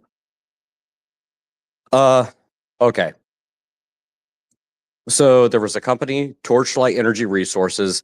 They were heavily shorted. That was back when oil went negative. I believe it was right around the time when there was some Saudi prince and a Russian oligarch got in a pissing contest and oil went negative. I think that's right around the time it happened. I could be wrong. It might have been COVID. I don't remember. All I know is that Torchlight was very heavily shorted. It was trading on the NASDAQ. Another company that was on the Canadian market, they wanted a NASDAQ seat, so they merged with Torchlight. All the oil and gas assets that were held by Torchlight Energy Resources that MMAT Metamaterials required after the fact were supposed to be sold off. Whatever they sold for, that was going to be a special dividend that went to the Torchlight shareholders. Because the company had been acquired, we all got a Series A preferred share placeholder. It was never intended to trade. Somehow, that ended up trading on the OTC market under the ticker MMTLP. Originally, it didn't even have a ticker. It was just a CUSIP number. Again, it turned into MMTLP. It started trading on the OTC market. It was like $1.50. People found out about it, specifically the three guys who are behind Torchlight Energy Resources. That was John Barta. Then there was Greg McCabe, who is now the head of Nextbridge Hydrocarbons. I'll get to that. And then George Palikaris, he was the head of MMAT. They were not aware that this was going to start trading. It was never intended to trade, but it still ended up trading on the OTC market anyways. When contacted, they said, look, it's already trading. Can't do anything about it. Tough shit. Pretty much what they said. So obviously, we're all sitting there going, what the hell? Again, this was supposed to be a placeholder. It shouldn't be trading on any market. NASDAQ, New York Stock Exchange, Texas Stock Exchange. Doesn't matter. It should not be trading. Period. End of story. And again, nobody in the company was informed. They didn't approve this. This just happened. So now you have market makers creating a market on the OTC for a Series A preferred share placeholder. Can't do squat about it. This thing trades. It ends up going from, I think it was originally like around 50 cents. It's been, again, 3+ years. Don't remember. Don't quote me. It goes from like 50 cents and then it goes to bouncing back and forth between like $1 and $2. And out of nowhere, swings up. Goes to $12. I think it was $12 and almost $13, like $12.90, $12.93, $12.97, somewhere in that range. Then, because this thing that never should have been traded can't sell the oil and gas or oil and gas equivalent resources, can't sell any of that stuff because no company is going to touch this thing because we now have a very significant problem. I don't know how many shares exist. How on earth am I going to buy your company if I don't even know how many shares I have to buy to take majority holding? No one's going to touch that. Well, because nobody's going to touch it, that means you can't sell the oil and gas resources, which means you're not going to get your special dividend. All right, this is a fucking problem. Also, the OTC market, FINRA, they won't pull it off. So, all right, the company decides we're just going to spend these resources out into a private company, which becomes NextBridge Hydrocarbons, which is now headed by Greg McCabe. And we're going to do that instead. Not what we expected, but hey, fine. I get private shares in a private company that's producing oil and gas in the Oregon Basin. I'm okay with that. Besides, I bought in at like 50 cents, $1.50, whatever. Because the company is now going private, all short positions are going to have to close. The last 2 days of trading should have been closed position only. That means if you're short, you got to buy it back. If you don't buy it back, well, the last 2 days, guess what? You're going to get margin called and you're buying it back at whatever price, whether it's $1 or $1,000, doesn't matter because you're oversold. You shouldn't have the short position anyways. You should have just bought it back. What I personally speculate is the plan was this. You let it trade on the OTC market. People see, hey, it went from $1 to $12. We'll sell. Enough people will sell that we can close these positions. Everything will be fine. Last day, tank it. People will panic sell. And yeah, we're good. Well, that didn't fucking happen. Instead, what happened is everyone saw, hey, this thing should be at like 10, maybe $15. I'll just buy a bunch because it's trading on the OTC. And they kept buying and buying and buying. Now all of a sudden, well, shit. If there's only 136 million, 137 million shares issued, but there's more than that that have been sold and traded, let's just say, let's be generous. Let's call it 150 million. How do I cover for the shares, that roughly 17 million shares that shouldn't be there in the first place? Because I could buy the entire issued amount of shares back, but that doesn't account for the other 17 million.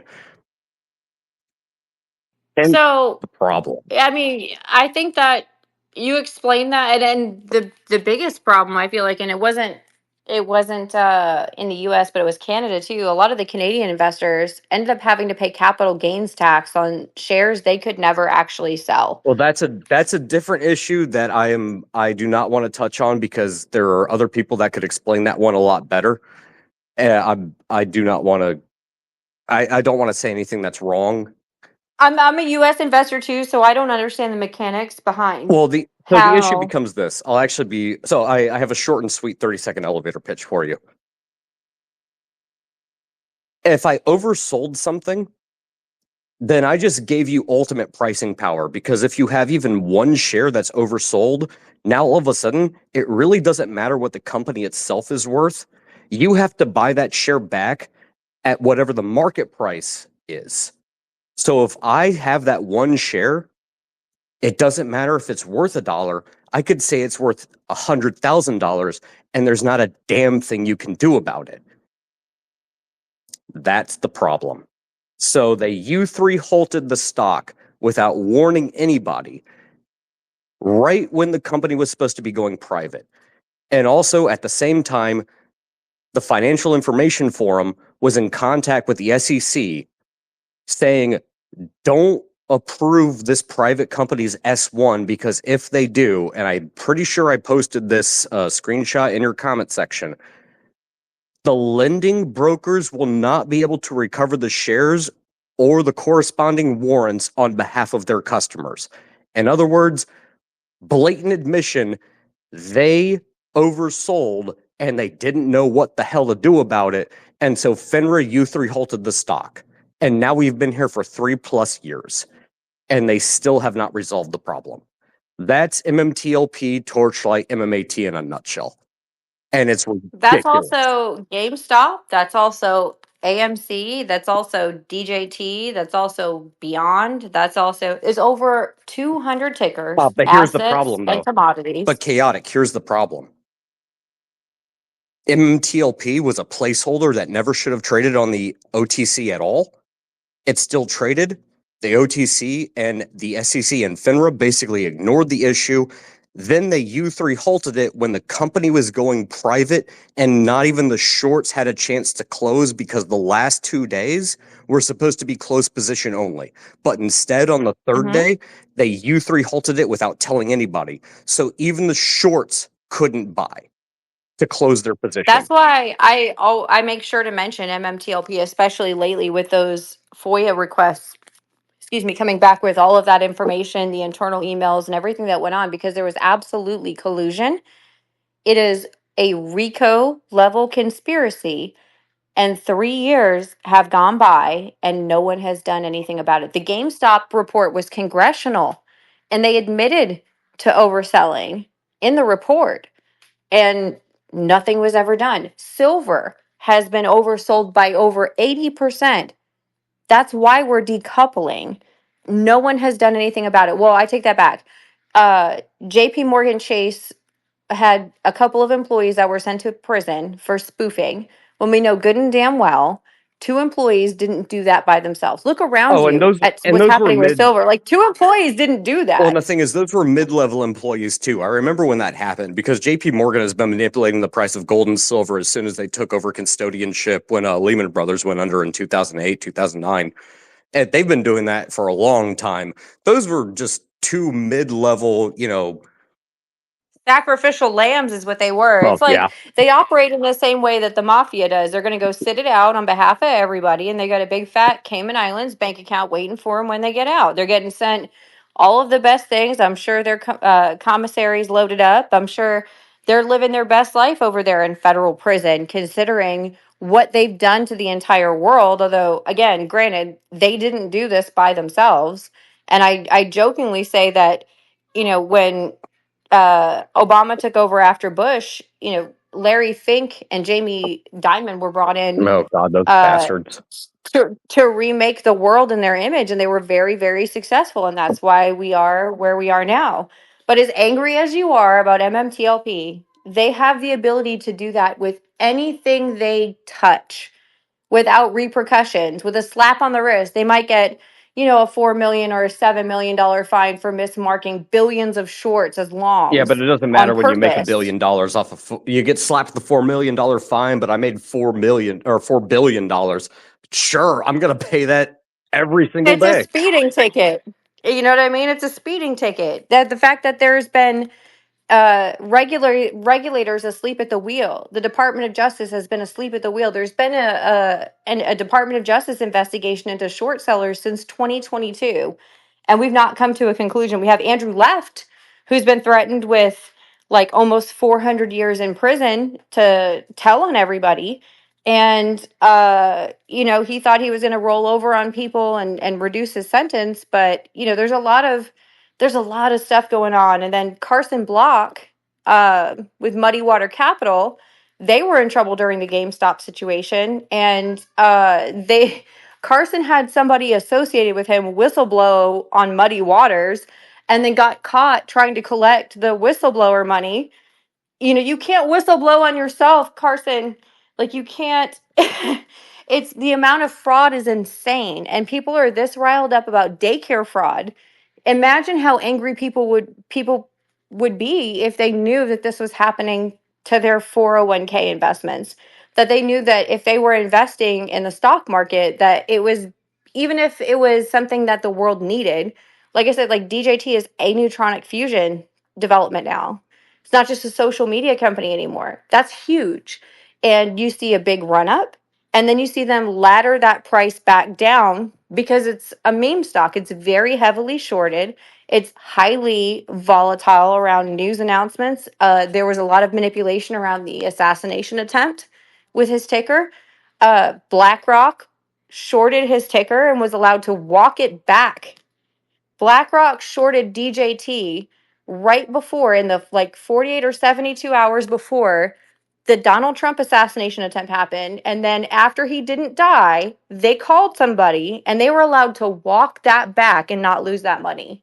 Well, I want to bring something up, chaotic, and I kind of laughed about it. Well, I want to bring something up if you don't mind, Do because it's your it. thing. Do it. So I kind of laughed about this at first because it sounded a bit hyperbolic. The situation surrounding MMTLP and naked short selling in the US markets is a national security threat. Again, I kind of laughed about that at first because it sounded hyperbolic to me, but it's true, 100%. I started thinking about it. So please listen to what I'm saying and follow along with me. If a placeholder for a company that was acquired started trading on a foreign market, US NASDAQ company Torchlight got acquired by Metamaterials, MMAT, and all those Torchlight shares become just a Series A preferred placeholder that are not intended to trade, but somehow trade on the OTC market, which is based in Canada. What do you think foreign entities can do to the New York Stock Exchange or the Texas Stock Exchange or the Russell or the NASDAQ? What companies do you think they can manipulate if it's easy for our own regulators to fumble the ball so badly that a Series A preferred placeholder share that was never intended to be traded ended up trading on a foreign exchange, and they refused to do anything about it, and they didn't even look at it, and they didn't contact any of the people involved in any of the three companies? That is absolutely terrifying. And then Did you what know happens? that Forbes Oh, is and the real mostly quick Chinese though, owned now?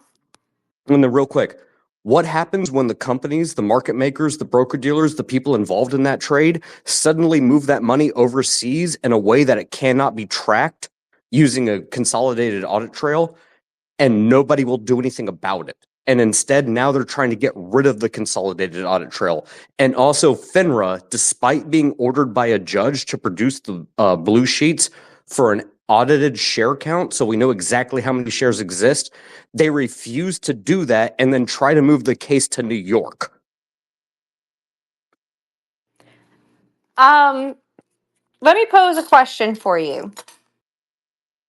Yep. Do you think blockchain solves the consolidated audit trail problem?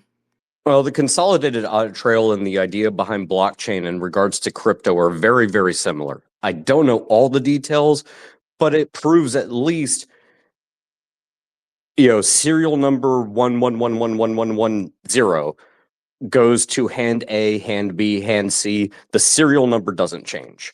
So in that sense, yes, I think it does solve a lot of the problems. And I think the consolidated audit trail would do a similar thing for equities.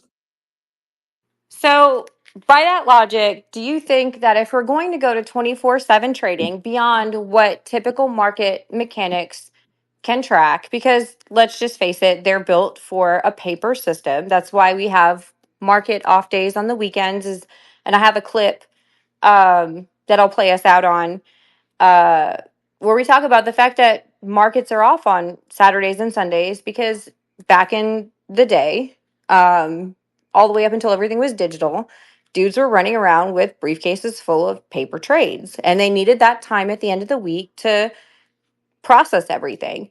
We're in a digital environment now that requires 24/7 digital transactions.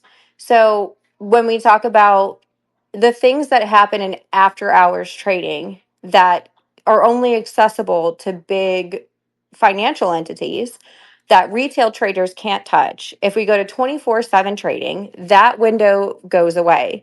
But we want to be able to track where every transaction has been and where it's going, what wallets it's changed hands through.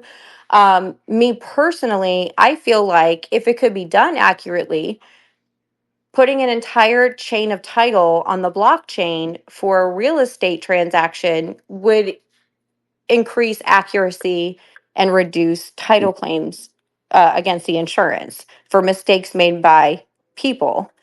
I think that blockchain, because of the similarities to the cat, would solve a lot of issues with transparency because there are no more dark money loans. There is no such thing as, well, you don't have to report this. There's no such thing as, well, we'll talk about it in emails after we talk to the public. Like everything happens right in front of you 24 hours a day, 7 days a week, and it's trackable and it's public. And I feel like that goes along with the decentralization because not only do we have the capability, if you have, it still costs money, but it's at a fraction of the cost of what it would cost an institution in traditional markets. Like, according to Coinbase, if you have a business and enough money, you can create your own coin. And we've seen that with meme coins and shit coins, but if it's backed by an asset or a business, that's a whole other ball game. But we want to make sure that like there's no more backroom deals. And I think that there has been a lot of pushback with the idea of putting everything on the blockchain, but I think based on the way that everyone has pushed for the cat, it's kind of the same thing. Well, so you touched on quite a few things there. First point, one thing to point out when you're talking about like paying money, like for doing say like pre-market or after hours trading, traditionally that's usually just you're buying a seat on the physical floor so you can trade. And I'm 100% in agreement with you about that. Used to be important, say back in the day when, yeah, you do need that extra amount of time just to consolidate and reconcile trades and make sure everything's good. That's great. But now that we have a digital system, especially when you're talking about the biggest issue that was back in like the freaking late 80s, early 90s, where people were buying up real estate in New Jersey because they wanted to have as close of a proximity to Wall Street as possible, because algorithmic trading required that little fraction of a second to go through to complete or cancel orders, became a big deal. As the Flash Boys. Yeah, and that's back in the 80s, like the late 80s, early 90s. That's when the stock market was doing algorithmic trading. Imagine what it's like right now. But that's not the bigger problem. That would be normally that would be fine because the fraction of a second at this point in time doesn't really matter all that much, especially when we're trading very high volume for multiple reasons. The bigger issue becomes this. Why does something like interbroker trading in a dark pool exist where it's not even on the public market? Like, I can put an order in for something at the bid price, or sorry, at the ask price. And the bid price will get filled before the ask, even though I just put an order for it. Is it because I put in an order for 100 shares, 1,000 shares, 10,000, 100,000, 1,000,000 shares? No, it's not the volume of the order.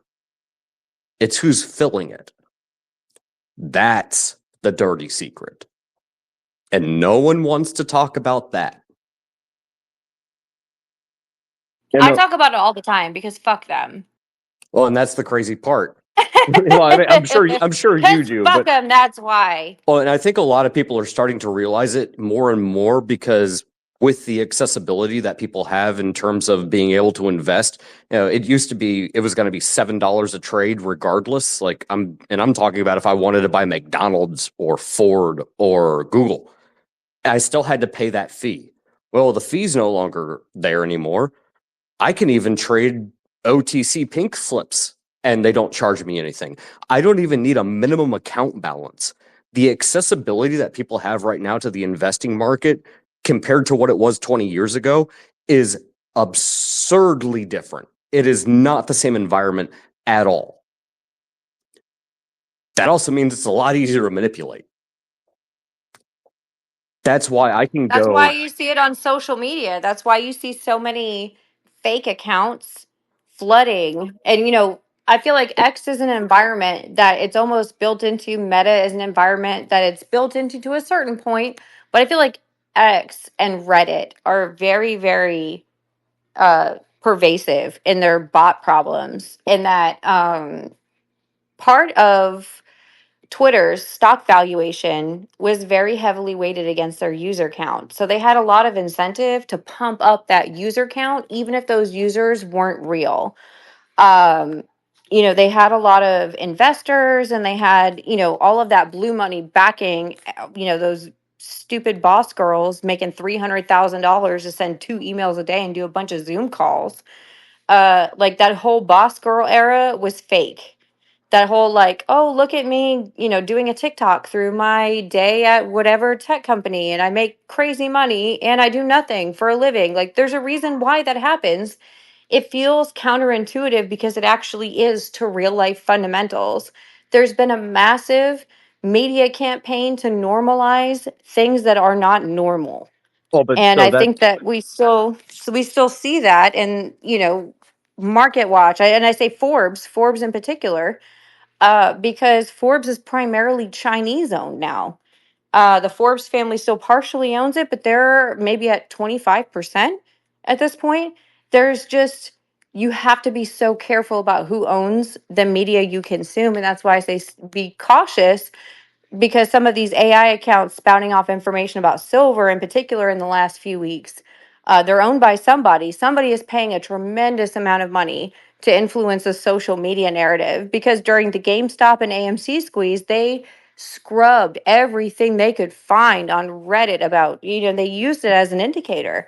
They are now factoring in social media activity towards where the market is going to move because of what happened with GameStop and AMC. And so with that comes the flip side of the coin, in that if social media can move a ticker, there's an incentive financially to move that narrative so that the ticker moves. And I think that's where we're seeing a lot of the crap that we are right now. And X is kind of the primary news source for a lot of places now. There are things breaking on X before any other platform per the White House. So they're using their Twitter accounts as the primary source of like disseminating information.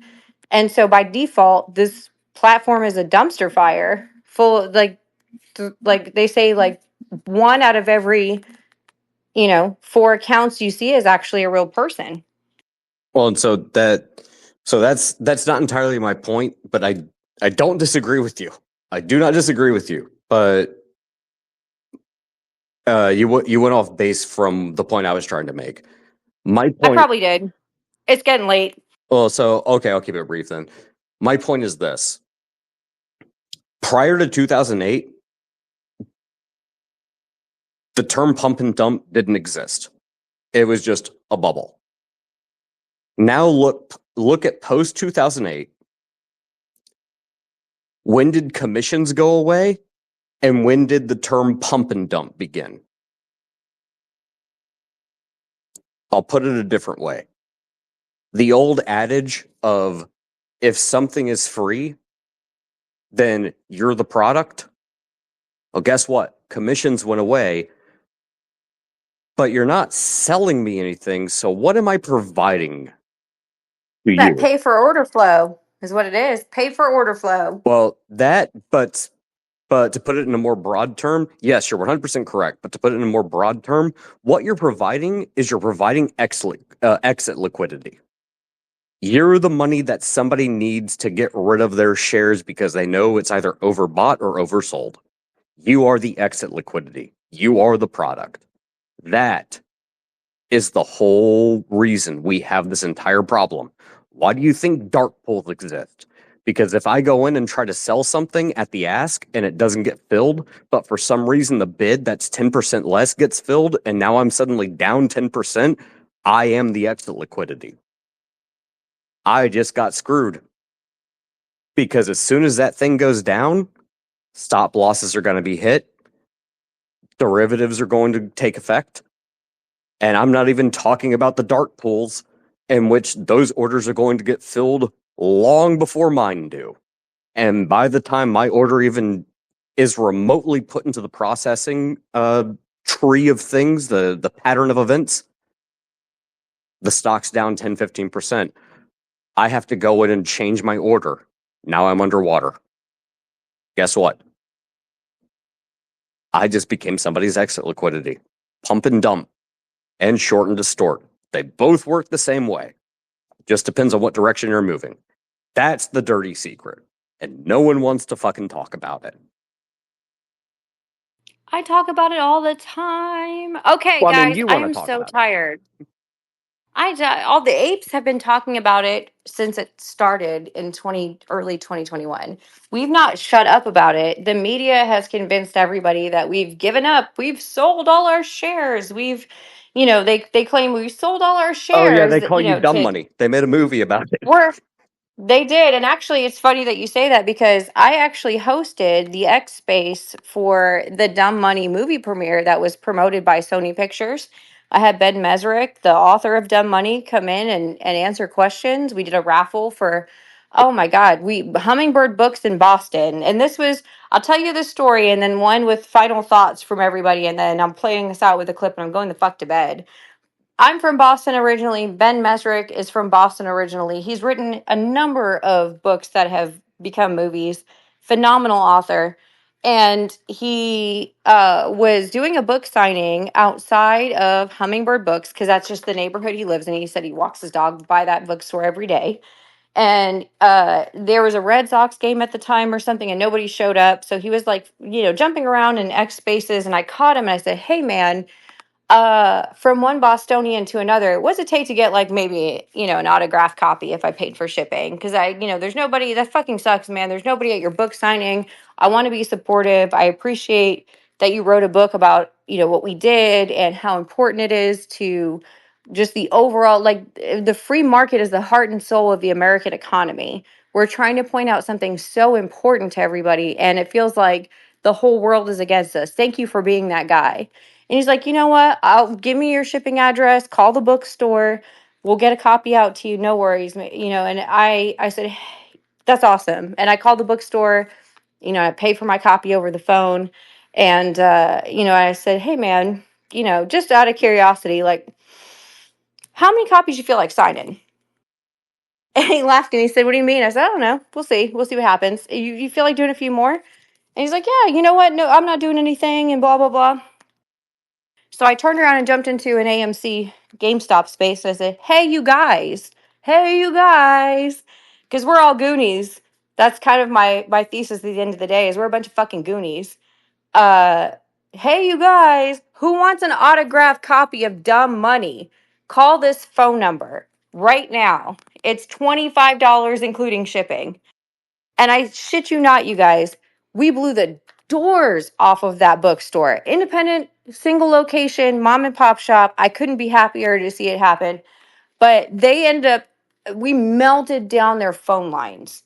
It got to a point where normal customers didn't know what was going on. Ben had to show up at 5 o'clock in the morning while he was walking his dog. He's got Ben Mesrick. He's on X. You can search for him. He's got pictures of himself during that time period, just under a stack of books halfway to the ceiling. Like, "I'm here at 5 a.m., you guys, signing all y'all's books. I love you all, blah, blah, blah." It was an amazing moment for so many reasons. The book went crazy. The movie went crazy. We were able to help out an independent mom and pop business, a bookstore especially, and I feel like that's important too. But he ended up having to make us our own dedicated link because the demand was so high. We sold hundreds of copies of that book just out of that one bookstore. And I think I bring this up to say, like, that is the power of retail investors when you harness it appropriately. There's so much money behind investing in things you believe in for a real, actual, legitimate purpose outside of just profit. When you want to invest back into your community, when you want to invest back into the businesses you do business with every day, I mean, some of these things are, especially during the pandemic, because this is 2023 when that movie came out.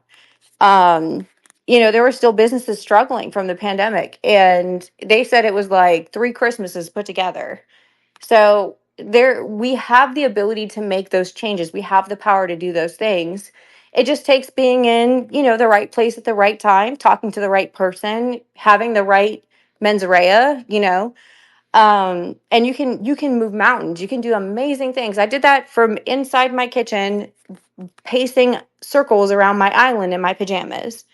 And it didn't take anything fancy. It cost me $0. And I was able to do all that. So I say that because I would like to get everybody's final thoughts. I don't want any more black pill nonsense, no more pessimism. We have the power to do amazing things, and we are in a position to do them. So it's time to start looking for opportunities to do that thing if you really believe in it. Hit me with your final shit, everyone. I'm going to bed. MK, are you awake? Nope, I'm dead. Victor, are you still a crybaby because Yep. you haven't said anything this whole time? I'm Nope. always a crybaby. Dude, Say something. something. No, seriously. It was a super good space, and even if you know, even if just a handful of people made new connections that can maybe foster future conversations, like this was worth it to me. I'm mad that everything went haywire in the beginning because I feel like Dude, Victor and I deal with that like every time. Every time. it's it's been a long time since I've tried to host a space, and this is abnormal to me. I'm in foreign territory here. Yeah, welcome to the rodeo. This is how it is now, depending on your space title. Can I tell you right now, I feel like it's gotten worse because I had issues with my account being suspended, but that whole space with Ben, the whole dumb money space, it didn't glitch a single time. It ran perfectly. There weren't any issues. I feel like the infrastructure's gotten worse over time, but I'm a little disappointed that it was making people unfollow me because seriously, you guys, come on. No, the system is doing that automatically. Yeah, that's not people manually unfollowing you. No, and that's what I've been getting messages about it. No, the system is doing it automatically. It's going haywire. So, you know what? I'll do another space like this and we'll see what happens. I kind of want to continue doing these spaces like going into the next definitely 30 days, just based on what I've been seeing. I feel like we touched on a lot of things tonight, and I want people to have the opportunity to read through, especially like the DD thread. There's a lot of really great comments in the Purple Pill, but I feel like it's very some of it's heavy reading, some of it is going to take some time to digest. And so I want to make sure that everybody has the opportunity to do that before we talk again. So I don't know. I might do this like once every couple weeks at this point. I Cue don't me as really see a Ron problem with that. Burgundy. I don't believe you. I mean, every 2 weeks on my in my time All right, schism so over here. Ish. biannually, 2 weeks ish. No, twice a year. I got no. it. No, this is serious, you guys. It really is. This is serious. And I feel like I put out the blackout video in August of 2022, when China's like propaganda department started putting out media about this. And I got concerned enough about it to start to let everybody know that there's a list of things you should always have in your house at all times in case of an emergency, and not even necessarily like crazy bombs dropping war emergency, but like even like inclement weather, because prepping is kind of, I'm a second generation prepper, so that's how I got into silver. That's kind of how I do most of what I do, farming and everything else. So I'm not a tech person by trade.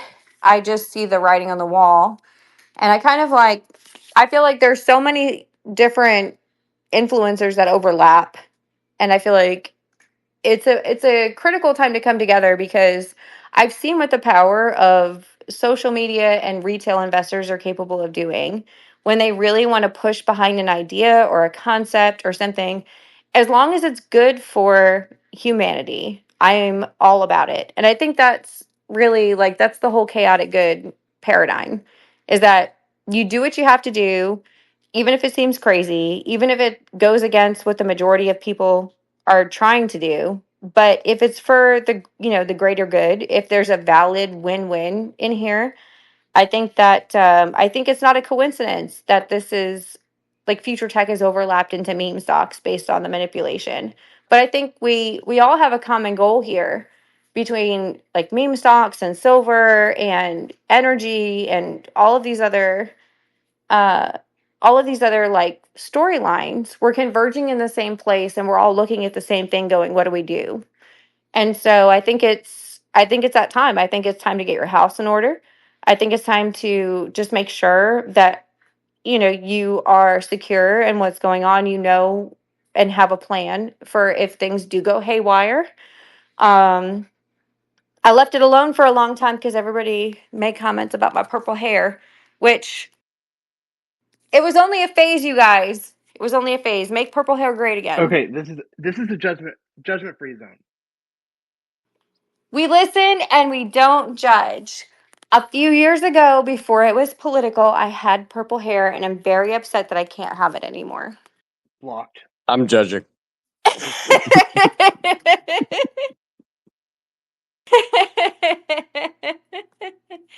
No, I'm a Hot Topic kid from the emo and the goth era, so I'm sad that all the Manic Panic requires a septum ring Oh, did you and have one of the crazy. Che Guevara shirts? No, I'm older than that. Damn. Well, there is my joke. I'm old. I'm old. I'm almost 40.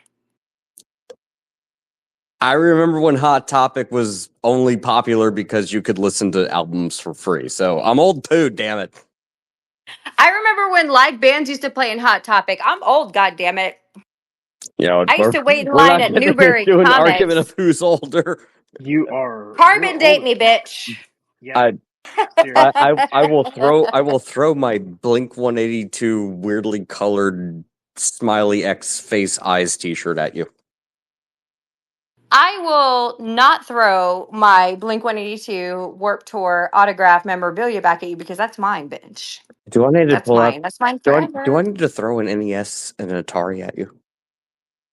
I already have one, so I'll take another one. Thank you, please. Oh, May I have another? okay. Can we exchange controllers at least? One's broken.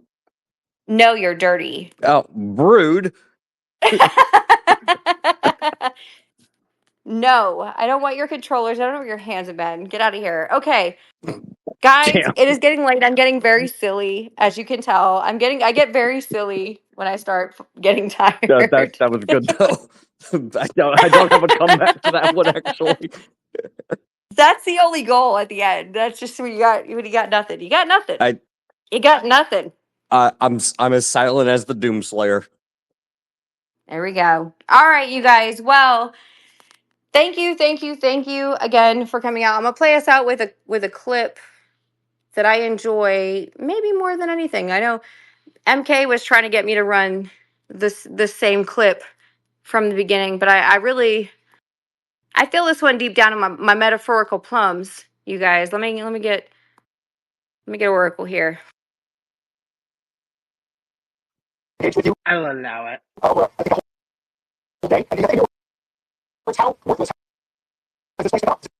Oh, the audio is no good. Is it not? It's Jim Cramer having a meltdown. No Let me good. try one more time. Yeah, it was chopping up.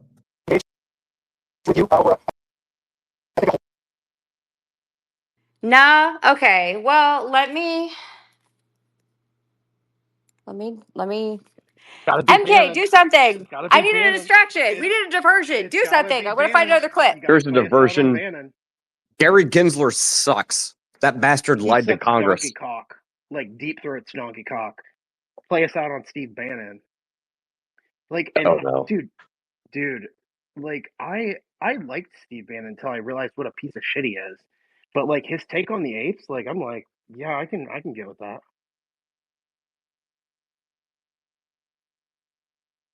I have so many of Jim Cramer crying. I'm trying to find a good one.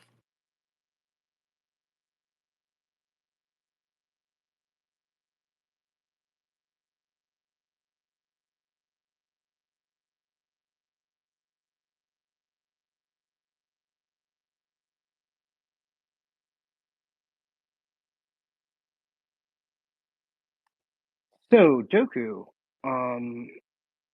I guess we're gonna wait for a few minutes on the Kramer. Oh, I thought my phone was actually glitching out. Yeah, My no. bad. I No, didn't that's realize I was okay. I would muted. much rather everyone assume? I'm Hold like, on. play us out on Bannon. Like it's so appropriate, dude. I don't get me wrong, Bannon is appropriate, but I do have a little bit of a bone to pick with Jim Cramer because almost everything that dude says, don't buy this. I'm like, oh well, dude on TV must be I'll smart. post Yeah, it. no, wrong. I'll post it. Hold on. I'm gonna play us out. Hold on. Allegedly. Also, he called Metamaterials a small metals company. Like,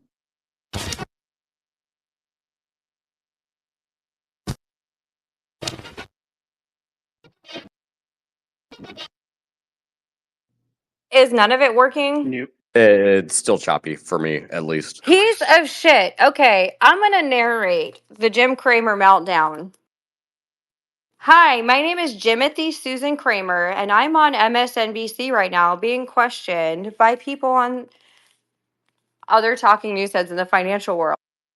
I'm going to cry and tell everybody I was wrong, and then I'm going to quit the internet. The end. I'm really mad about this, you guys. I need to. Bro, that's Why is what this not? you should have just owned it. I'm I'm really. saying. I tried to Oh tell my you. gosh. I You tried to guys, tell I you. ordered a new laptop over Christmas. It's not here yet. The shipment got delayed. This laptop that I've been using is like 10 years old. It can't handle what I'm trying to do right now. So next space, the audio should be crystal fucking clear because this pisses me off a little bit. That clip was really funny. But I Wait, guess do I do the Steve okay. Bannon clip because we know it fucking works. Oh, hold on. Chaotic, I have a question. Why did you buy the laptop that Jim Cramer recommended? Just curious. Oh, I did not. yeah, No, there's I not a bought. synthesis between those things. There isn't. There isn't. I have had this laptop reliably for 10 years, but when it comes to doing anything media related, this is the like I said, this is the first time I've hosted a space since like 2023. So, and back then you couldn't do this. So, I'm working through these. Nothing makes me feel older than trying to do something like Dude, this because I can't. you were still in your mid-30s the last time you did the space. Oh my God. I don't know. That still sounds like you bought the laptop that Jim Cramer would have bought. Just It's an saying. HP. I don't know. How does he? I don't know. I'll just, you know Should have what? just played us Fuck out it. on Bannon. I'm just going to play us out on Bannon. MK's right. I'm going to play us Heard out you on this Bannon. morning talking about